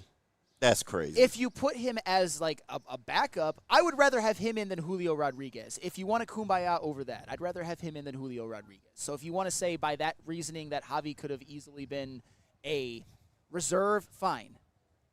Damn it, Tourette's. Riley, Riley, as good-looking as he is, he has zero-star personality. He just does his job, man. He just does his job. He doesn't need all that ancillary BS. He just does his job. The all-star ain't for people that just do their job. It's for people that excel at their job. Hey, I see Riley as a starter. Apparently it is for people who do their job. You know who also does their job? Feldman Automotive. And why don't you tell them about Damn it? right. Hey, the place Elite. where I got my car, Feldman Automotive. They've got all kinds of deals. They saved you. Well, hey, they did save me after car broke down on the way to a Michigan-Ohio State basketball game when Juwan Howard was the coach. But Bill got the best sales team. They will make sure that you get a good deal even if you're going into the process under not so great circumstances. So get to Feldman today if you have the unfortunate circumstance of needing a new car. Let me hear about buddies as well. Test. Buddy's Pizza. It's the original and the best Detroit-style pizza. You guys already know what's on the docket for lunch, but before you go, make sure to visit one of their 22 locations in this great state of Pure Michigan. Make sure you download the Buddy's Pizza mobile app and start earning towards promotions today, as well as make sure you guys are using that code 10MEAL, 10 MEAL. Make sure you save 10% on every single order. Buddy'sPizza.com. How do people feel about getting a Planet Fitness membership for $15 a month? How do they like working out in a clean and spacious gym that's filled with equipment for every workout? And how about free fitness training in the judgment-free zone that leaves them feeling energized all day long? Join Planet Fitness today with the free PF app, online or in club, and start getting that big fitness energy for $15 a month. Why do we fight? We fight to protect the innocent, to hold the powerful accountable.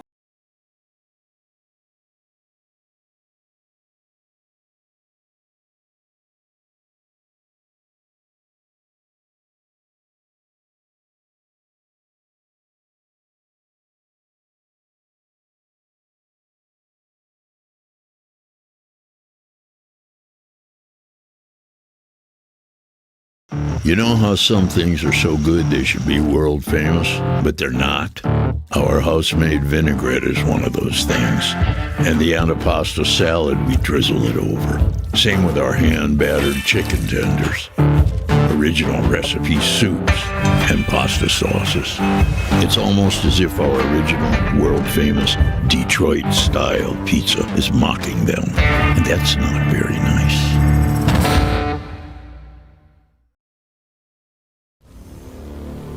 It's part beauty, part beast.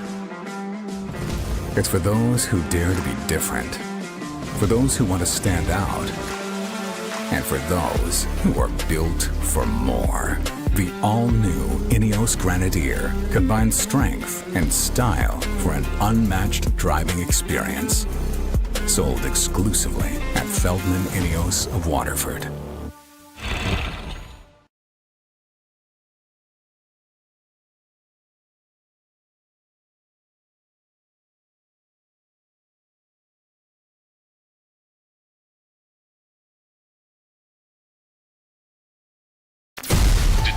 Has the best sports fans in the world. That's why they deserve the best sports coverage in the world. We are the Woodward Sports Network. What up, though? All of you beautiful Detroit Tigers fans out there, the White Claw Tigers Tour, we got the last stop on the tour, and you guys, you want to make sure that you're there this Friday, July 11th. You want to join Spencer, you want to join Easy, and you want to join other Woodward Sports personalities and some of the behind-the-scenes folks for a great time, man. We're going to be there cheering on one of the hottest teams in all of baseball, and we want your reactions on the network, too. So make sure you get down there. It's going to be good food at Second Best Bar. Every one of these dates, this has been building and building and building, and now we got the last one. We get to cheer on our, hopefully, on the way to a World Series, Detroit Tigers, man. White Claw Tigers Tour. Be there. Hey, before we move on to Tell me about Feldman first. oh, Feldman, okay. Or Les Stanford. Sorry. I did. Yeah, we did it. Oh, all right, bet. Yeah, Never mind. Cool. No, but before we do anything, I just want to make sure we clean up all of the super chats. We got one earlier from Rando Smalls. Shout out. And I think it's talking about the All-Stars. Kool-Aid, we as fans deserve it. Go Tigers. That is absolutely You damn facts. right. And I know, Shout out, Rando. I think you guys responded to it in the chat, but this is a $2 one from Cortez Whitlow. Is KG back or visiting? He's back. I am back. He's back. I'm happy to report I will be back for the morning show and Big D Energy. Back, as we Yes, said before. back. So, Yes, yeah. sir. Hey, Hell shout yeah. out. Anywho. Yeah, and definitely, man. Y'all go ahead, throw those fire emojis in the chat for our guy at KG. Again, shout out to JB Smooth, Woodward Sports MVP. Big He'll be facts. back, I believe, Tuesday or Wednesday. Yep. Shout out to our brother. We almost Matthew whole Butler as again, well. man. We almost whole again. Almost, man. It's going to be fun. It's going to be fun. I look forward to it. And you know what? We got to talk a little bit of this NBA because the Detroit Pistons, they were rumored all weekend to, one, be bringing back Schroeder, then be signing and trading him, then just letting him walk. No, then getting a trade exception. No, then back on to sign and trade. Nobody knows what's going on. It's a saga that has tweets, deleted tweets, like people having to retract official reports.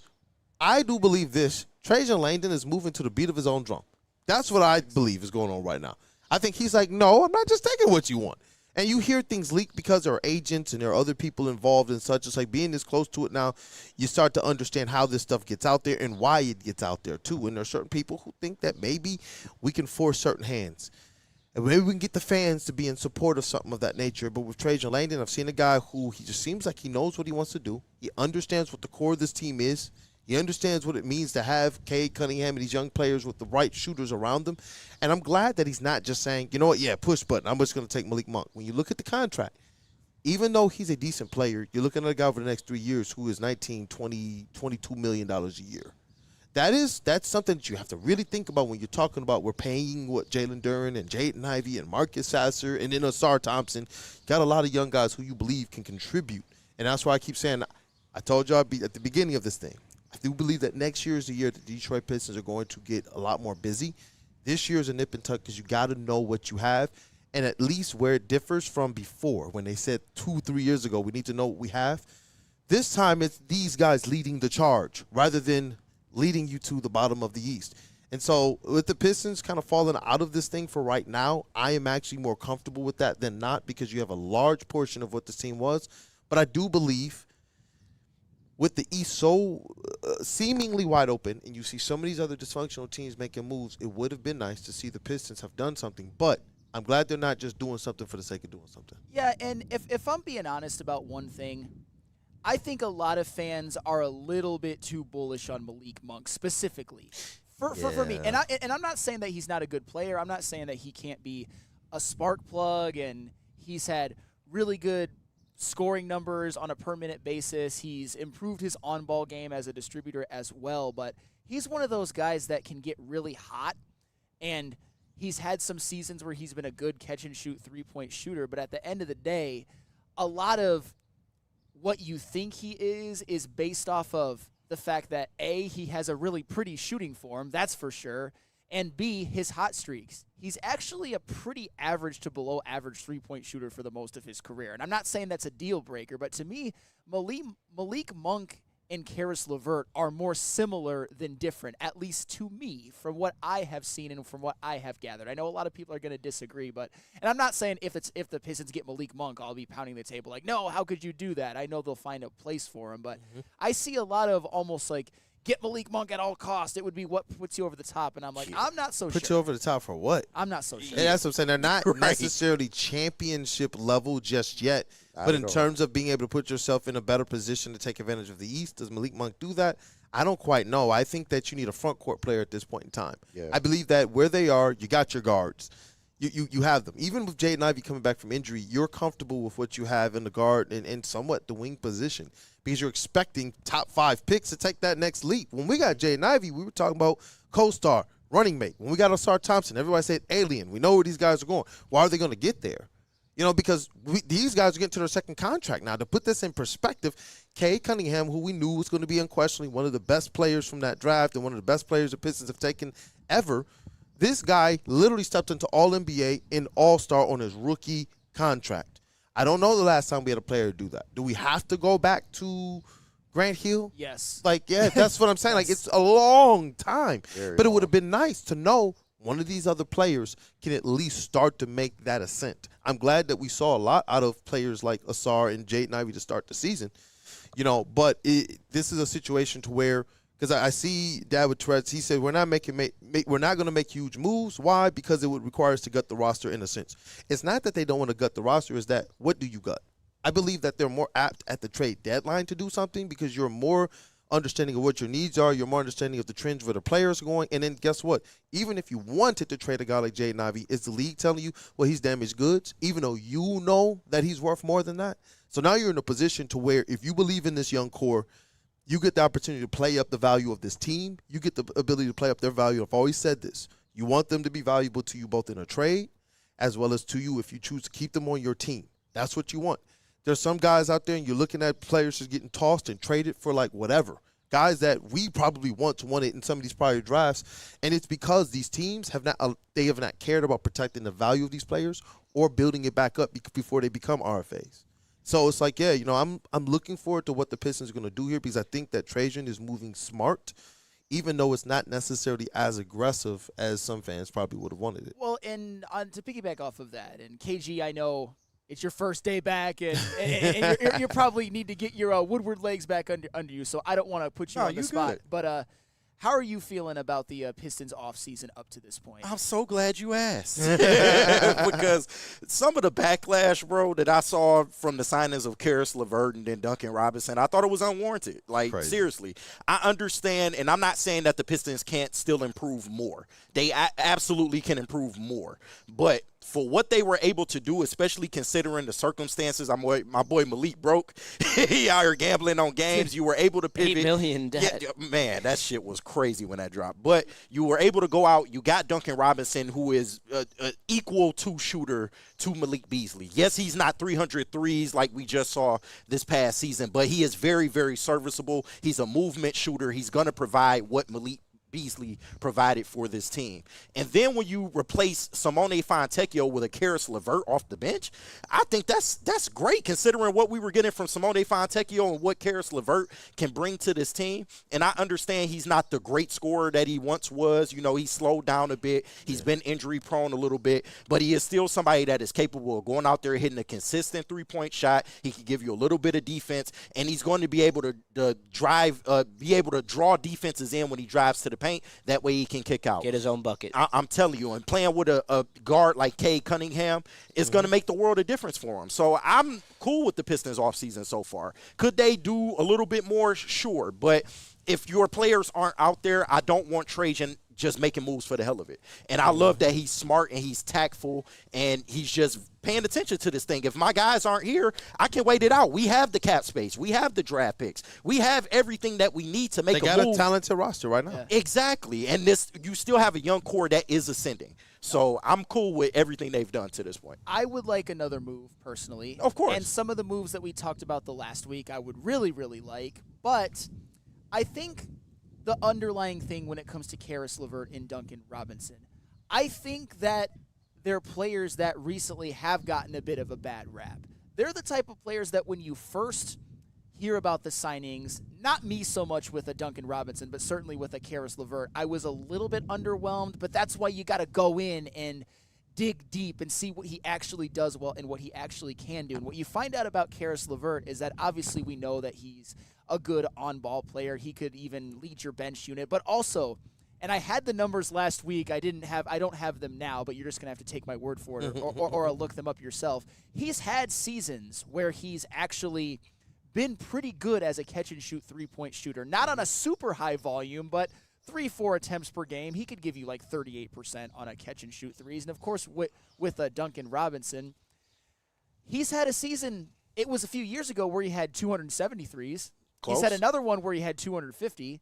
Last year he was, or it was either last year or the year before, he was really, really good. And he's also had two really damn good playoff runs. Yeah, that's what I was about to pull up. Where the Heat made the finals. You can't say that about Malik Beasley. I'm not trying to kick a man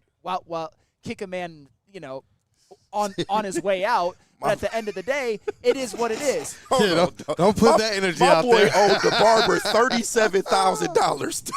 I'm sorry, man. No, I know. Malik Beasley's out here wild. I know, but like my point is, I'm not trying to just discard. What kind of haircut was that, bro? Right.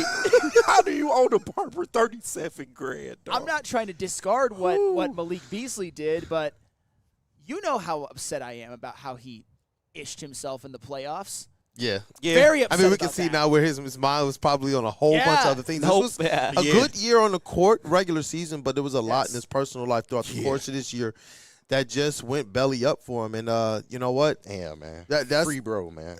You know, Terry Rozier got off, man. Free bro, man. Yeah, right. That's facts. It's bad for him right now, dog. It's all bad. But you know what, man? There's something that you state there, when you're looking at just the numbers of it, you can dig in and see it. But what I really like about Karis LeVert and Duncan Robinson is who these players have shown themselves to be. Because when you talk about the best of these players, you got to look at, well, who did they play with?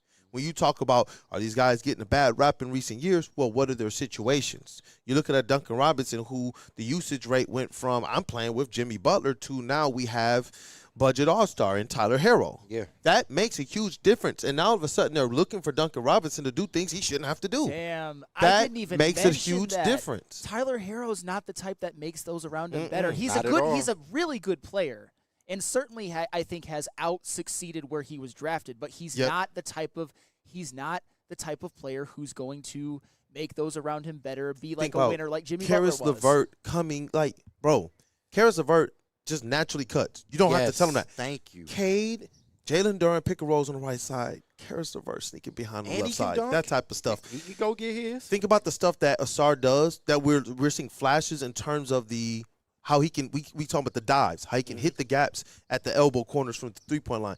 Karis LeVert does this in his sleep. We're not talking about that he does this at an insane clip, like he's going out there and popping off for 25 or 30.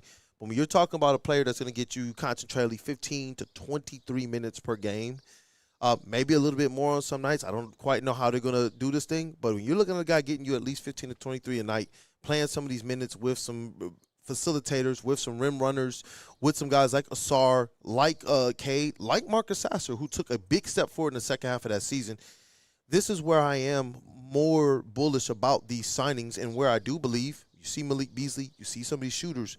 This Pistons team made a lot of threes this year, and it was playing off of the space that Cade Cunningham was creating and the fact that he is a master tactician, a master facilitator, a connector, was one of the top players in the league, still one of those players that's at the tops with potential assists, and I do believe getting more players like this, it makes the game easier. We don't need Karis LeVert and Duncan Robinson's usage or their responsibilities to be as if Jimmy Butler's no longer there with Duncan Robinson, so now what's going to happen? Now all of a sudden he's not just catching and shooting. Now he's getting the ball with a defender and he's having to do something with it. That's a different style of basketball. Very different style of a basketball, and I feel like I was a little negligent for not mentioning that. I was glazed. I was giving Duncan Robinson the glazing, which probably out-succeeded what any other show did, but that's another great point. With Tyler Herro as your star, you're not going to get those kind of opportunities. But like I said, so far, so good. Like I said, I'd like him to make another move. I know it's easy to look at what the Atlanta Hawks have done, what the Orlando Magic did, the injuries to Halliburton, the injuries to Jason Tatum, Dame Lillard, and look at it as maybe they need one more. So far, though, with Karis LeVert and Duncan Robinson in a vacuum on this basketball team, I'm cool with it. One more, and I'm probably just ready to go. None more, and I'm still feeling pretty okay. But where do y'all want them to go next? Front court. I've been screaming that power forward for forever, man. I wish we could get a power forward that can stretch the floor and play a little bit of defense. I would have loved like a Kristaps Porzingis or somebody of that nature, but I know that wasn't really realistic. But just where do y'all want them to go? Because I still see John Collins as a name that they can possibly go get. I would love to have him on this team. I've been screaming his name for forever. But do you have anybody in mind, or do you have like a specific position? Well, we were talking about trades the last week, and a name that we all brought up because it's not outside of the realm of possibility. I talked about Obi Toppin. Okay. I talked about Keegan Murray as a couple that I would really like. Cool with Keegan. I think we even talked about Rui Hachimura, which I wouldn't like him as much as the other two, but those were just some names we discussed. Go ahead. Yeah, no, that's what I was going to say. It's front court for me. It's been front court for a long time. I've been pleased with the guards for a long time. I don't even think we need that. I think the only thing I've wanted, if we got another guard, is just somebody who's either going to run the backup point guard effectively and you put Marcus Sasser in his more comfortable shooting guard combo spot, or if you go out there and you just get an absolute gunner who's either coming off the bench or starting. But the thing that I think all of us in unison, it's been that floor stretching big man. And I don't even need floor spacing big man. I don't even need this person to hit the threes at a high clip. But I need somebody who can give me a little bit something defensively in the paint, a little bit defensively at the rim, not be aloof. And the problem is, if it was that readily and easily accessible, everybody in the league would have that. You would see it more. And that's the point. So it's like Trajan, I think that he knows that there are things he could do. But how much does that put them behind the eight ball? Because he stated they don't want to make any move that's going to hinder. Yeah. So for me personally, I like John Collins. I love that. That's a monster move if they do that. There was a time when we were hoping, Rod and I talked about it on the pod maybe two years ago. We were hoping, all right, maybe it's John Collins. But we heard that at the time the Hawks were basically asking for a king's ransom, and that Collins wasn't going to be the guy. Even when he wanted to get traded, we were just like, okay, we were sitting here like, oh man, they couldn't have done a deal with us to be able to get Collins over here because at this point in time, do I think he's the perfect fit that we need? No, if I could pick anybody, I'd say, hey, let's go and trade for Lauri Markkanen. Oh, man. But John I've been Collins, screaming that name. yeah, who we know is effectively one of those guys who's been on trade block with his last 2 teams. At this point in time, I do believe that is your only available ceiling raiser in the front court. I mean, everybody else is what I see Vucevic as a name flying around out there. Yeah. There was another big, I forget the name, but there's a couple names that are kind of out there if the Pistons want to be able to take a flyer. But I believe you kick the tires on what's up with John Collins, and if not, you realistically got to run it back. He's another one though that I think gets a little bit of a bad rap. And does he? I think he does. Do you agree with me? He does. I ain't never heard it. There's a lot of people in our chat that will see him as radioactive. Let's take a quick one. We'll get back because John Collins, I think, is that our most kumbaya pick in terms of the ones that we see are out there. We believe that's the need. They've gone and brought in a couple wing guard type players. He's a 20-point-a-game scorer, absolutely. 36, 38% from behind the arc. Yeah. You're talking about now pick and pop. So you got your rim run with Jalen Duren. You got your pick and pop with John Collins, who can still get into the paint. Yeah. Who got to say what up, though, too? Yeah, we got to say what up to Gold Crown. And when you're trying to pop out to get some Gold Crown cannabis. Hey. I mean, you got the Jester's live resin infused pre-rolls, 1.5 grams. I smoked on one of those this weekend. It hit like a dream. They got the best concentrates in the game and gummies that are coated with nerds so that you can get the best tasting gummies in the game. Make sure you follow them at Gold Crown Extracts on TikTok and Instagram and visit goldcrownextracts.com. And after you do that, make sure you go stop by Black Rock to be able to a good steak. Get some good steak. Woo. I ain't had a Black Rock steak in forever.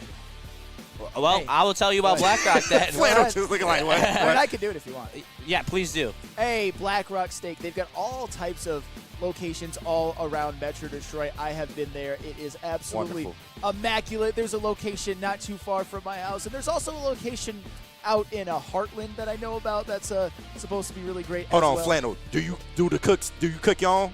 No, I don't. Come on, Flannel. I know. You gotta cook your own steak, bro. I don't. Dusty cook his Black Rock steak, all meat, no sides. All meat, no sides. Right.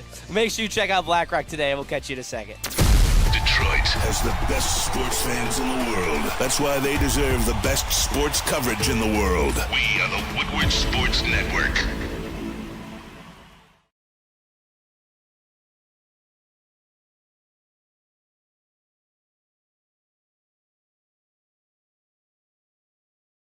You know how some things are so good they should be world famous, but they're not? Our house-made vinaigrette is one of those things. And the antipasto salad, we drizzle it over. Same with our hand-battered chicken tenders. Original recipe soups and pasta sauces. It's almost as if our original, world-famous Detroit-style pizza is mocking them. And that's not very nice. How do people feel about getting a Planet Fitness membership for $15 a month? How do they like working out in the clean and spacious gym that's filled with equipment for every workout? And how about free fitness training in the judgment-free zone that leaves them feeling energized all day long? Join Planet Fitness today with the free PF app, online or in club, and start getting that big fitness energy for $15 a month. Why do we fight? We fight to protect the innocent, to hold the powerful accountable.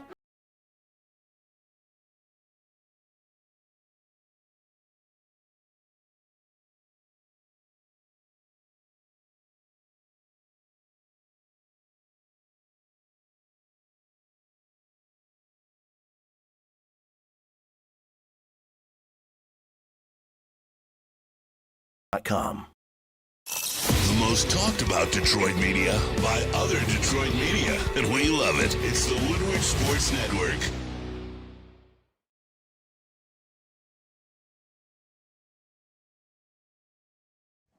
Let me tell you about Massage Chair House. They have the largest showroom in all of Michigan, located in Bloomfield Hills. Shout out. We got the Pharaoh Q. That's what we used to have. It was unreal. Now we got the presidential chair. It hits like a dream. It's got a heater. It's got intense back and neck massage. KG's got to be able to try that thing out. He hasn't been in here, so he's going to go hit that up tomorrow. But make sure, if you're interested in hitting it up, Scan the QR code right here and go get yourself a nice massage chair from the Massage Chair House. They will not do you wrong. Hey. And he left that one short. Chip challenge by we are here at the DMSA golf outing, and you can see Paws is living it up, talking to all the other mascots. But this is one of the great events they have here. They all chip and they try to get close to the pin. So we got Sparty here leading us off. Nice little, looks like a 5-footer. Okay. Then we got Hooper. Ooh, shout out. That's Kool-Aid's favorite. Yeah. Getting a nice roll. Hooper's currently in the lead, so. I like the knockdown, though, Hooper. And the sweater is strong. Hooper's strong. His stroke game is strong. He looks like he's talking ish to the other mascots, too, getting active. Here's Ribby with an absolute rip. Oh, man. Oh, is that a little backspin on that thing, too? Oh, damn. I mean, yeah, Hooper had a kid. Oh, damn, for real? You ain't seen the new mascot? No, I did not. Was it Nitro? That's his son, though? Damn. I didn't know that was his son. I thought it was like a cousin or something. And there we go. As you see, Ribby take home the dub, getting the handshake from El Presidente, Neil Rule, as he is putting on this great event, the voice of the Chip Challenge. So shout out to Neil. Ribby looks extremely happy of the USPBL at Jimmy John's Field. And if you've never been out there, it's a fun time. Make sure you go check it out. Shout out the other mascots for showing some love. I would have been salty. I wouldn't have been going out there and celebrating with them. I would have been standing there. Mascot fight. But yeah, back to the desk. Hey. Okay, I'm a little caught off here, man. Wizzy D, you on one right now, dog. Yeah, he wildin'. What in the world? I miss Weezy D's comments. I want more out of Jalen Duran, and I do believe Jalen Duran is going to reach some new heights this year, and he needs to take that step towards, not being, towards. He was the number 2 but last year. how is he calling Jalen Duran 2.0 bumming? Oh. No, it ain't that. What in the world? No, he's on one right now. It ain't that. He's like, I don't give a F about scoring 20 on the Jazz with the ultimate green light. I'm not the sucker Danny Ainge is looking for. Wake up. So he said John Collins, he goes to a diatribe of all the players not better than Tobias Harris. John Collins is not better than Tobias. So I don't care what y'all talk about. Tobias showed me a lot this year. And then you know who else he said is not better than Tobias? He said Asada Thompson not better than Tobias Harris. Well, this man, look, this ain't even about who's better than Tobias Harris. I think that this is a situation where if you bring John Collins here, he's effectively coming off of the bench, and he's providing a lot more off the bench in the front court position than they really had last year. And we don't know what Stu's going to be. Last year, they got lucky in the regular season, and the only way they got lucky was by limiting his minutes to 19 per game, his lowest of his career. He wasn't even eligible for postseason awards. That's our big off the bench. Mm-hmm. And Paul Reed. B-Ball Paul, I love the effort. That was the only kind of question mark signing of, I guess, if you had to point at a question mark. When I saw that one, dirty little secret. I was like, they're done with offseason. Yeah. My boy B-Ball Paul on the 2-year. They got him on the 2-year. I was like, they're done. Chase was like, all right. Right. John Collins has a higher three-point percentage than Tobias Harris. He averages more points per game than Tobias, and he averages more rebounds. That's what's more important. Rebound. It's elementary at this point. The rebounds. John Collins is 8 rebounds a game for his career. Yes. Not for last year. For as an undersized forward. Yeah. He's 6'8", 6'9". Yeah. Like, what are we talking about? Shooting 40% three-point clip, like. You can have it, Weezy, but one thing I know is Trajan will not fall for the games of Danny Ainge. I know that. Trajan is on the smart side of things, so he's not going to get into, any type of bad deal with Danny Ainge. We almost thought we won the Fontecchio deal. Yeah, dog, for real, man.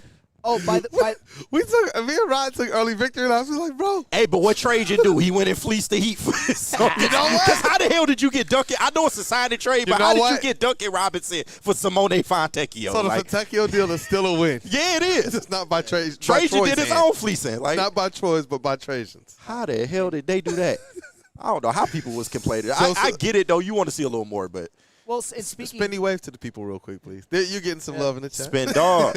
Hey, what up, dog, speaking of Duncan Robinson, this is a super chat from Dante151. Just want to make sure I don't miss that. And yet, Easy said Beasley is better than Robinson. And hey, you know what? That's for last year, sure, but they the same player. Like literally, they are the same exact player. But in the playoffs, when you're just talking about catch and shoot threes, my brain continues to red X when I think of Beasley, and then green check mark when I think of Duncan Robinson. Yeah. That's just how easy it feels. And it's like you got some players who I do believe they're not press players. They just do what they do. I believe Malik Beasley was pressing in the playoffs to be perfect, pressing in the playoffs and at a time when legs are dead. Or trying to hit that parlay. Or miss one. He took his threes under, that's for sure. My boy hit that, man. That shit is crazy. Meanwhile, I had to watch Aaron Nesmith and Andrew Nembhard make every clutch play when it mattered, and all 100% of the credit had to go to Tyrese Halliburton. Yeah. And all the blame had to go to Cade for not willing Malik Beasley's threes to go in with his mind. And don't get me wrong, Cade needed to be better. Or even catch the pass. No, How about catch the pass if you miss the shot? And for the record, Cade needed to be better from behind the arc. He definitely I've did. never denied that, but Malik Beasley's got to help a man out. Didn't do it. He definitely needed to be better. That reminded me of Cade when he was coming back off of the injury. Was finally in the Remy runs, and that man couldn't hit a three to save his life. And the legs were dead. Yeah. It looked very, very similar to that. And you look at the playoffs, we didn't see the bounce that we saw to Cade. It got to a point where Cade was doing that early in the season. How often do we see that little reverse layup that it looked like it was about to be 11 and he just dunks it on the other side of the rim? We didn't really quite see that type of stuff. Him coming down the lane from the left side but dunking it with the right hand. Or what did we see him do early in the season? Left hand dunking. We even saw this man go up in the air with the right hand, switch that thing, and then dunk on somebody. By the time you get to the playoffs, you notice that these guys aren't necessarily flying around with that same spring. Asar Thompson was, but they really couldn't keep him out of foul trouble enough to really make that difference. But yeah, what I see at these Pistons, man, if Trajan does something, you know what? I'm okay with whatever move he makes. I'm not looking for this team to go out there and make one of those kind of striking moves to move this ceiling so far up. I believe trade deadline is when it's probably going to be more appropriate for that. Yeah. But right now, I'm looking at this team running things back, and if they get a John Collins, I do believe that moves their floor up just a little bit. I don't know how much moves the ceiling, but their floor, I think you definitely stamp them top 4 team in the East, probably top 3. And that's what it's about at this point. People got to realize where the Pistons are right now. Like, we aren't championship contenders, although the East is very wide open, probably the most wide open it's been for a long time. We're not there yet. We're trying to get from first-round series to maybe competing for the Eastern Conference. And in order to make that step, you do have to do a little bit more. But we're not in championship or bust mode, or we're not aiming for NBA Finals just yet. So if people take that into account, I think they'll be a lot more pleased with what's been done so far, and maybe there's still more to come because there's still a lot of time left before we tip off in October. So shout out Sauce 10K, put Cat on a poster left-handed. Yes, he did. Mark, tell Spinny and Easy I love them tweeting at that nerd Ohio Tate yesterday during the Tigers heater in the 10th inning yesterday. Y'all are a vibe, man. Shout out, man. Is that a show? Yes. Hey, you know what? Air pass. Quickest 2 hours ever. Yeah, 8 Zoom by, man. Welcome back to damn. KG again. Chat family, as always, you guys are the most important part of Wake Up Woodward and Woodward Sports. Go ahead and smash that like button and stay tapped in with all the other shows. I hear from Cherry Creek Golf Course, as well as the heavies that will be back in studio. We got Big D Energy, E&E, and the heavyweights. The Detroit Sports Media Association Scholarship Golf Outing is benefiting prospective broadcast journalism students. And so it's awesome to see them making a difference in the field that they represent and being able to give a hand to the next generation ahead. So stay tapped in, support where you guys can. And like I said, if you haven't got an opportunity to, go ahead and smash that like button. Shout out to our brother, JB Smooth, Woodward Sports MVP. He will be back in the studio about midweek. Shout out to our brother, Matt Broder, too. We got intern Ryan back there, Spinny's in the building. Stick, somewhere around here, Neil, T. Foss, D-Mac. But over here in the production space, that dude Justin, and welcome back KG. I think there's another trophy in there. Comeback Player of the Year now. Hey, it might be. Write my name on it right now, Yes, man. sir. But shout out to everybody, man. I appreciate all the love, bro. I'm happy to be back, and hopefully we can make some more memories in this chapter, man. So Yes, I'm looking sir. forward to it. Definitely, man. What up, though, that dude Justin? Hey, it's all good. Hey, like I tweeted out this morning, it's a great day for Steve Eisner to make a trade. So Yeah. make it happen, Stevie. Hey, Freddie Feld. KG. My dog. Guess Shout out who's Freddie, man. back? Hey. I love y'all, man. Appreciate that. Good to see you back, brother. Flannel Sam, vet of the squad, vet of the network. What up, though, man? All sports knower and lover. Hey, speaking of the wings, thank you to all of you who tapped in. Our last episode was Yes, for real. It went berserk. Nice. Yes, it did. It did. Nice. It couldn't have done it without you guys. And Shout out. Of course, Justin and Spenny as well. So Woodward Wings to the moon. Yes, sir. Woodward Wings to the moon. It's your boy Brandon, aka Detroit Kool-Aid, your credential pistol reporter and writer for the network. Thank you guys for supporting us. Continue to do so.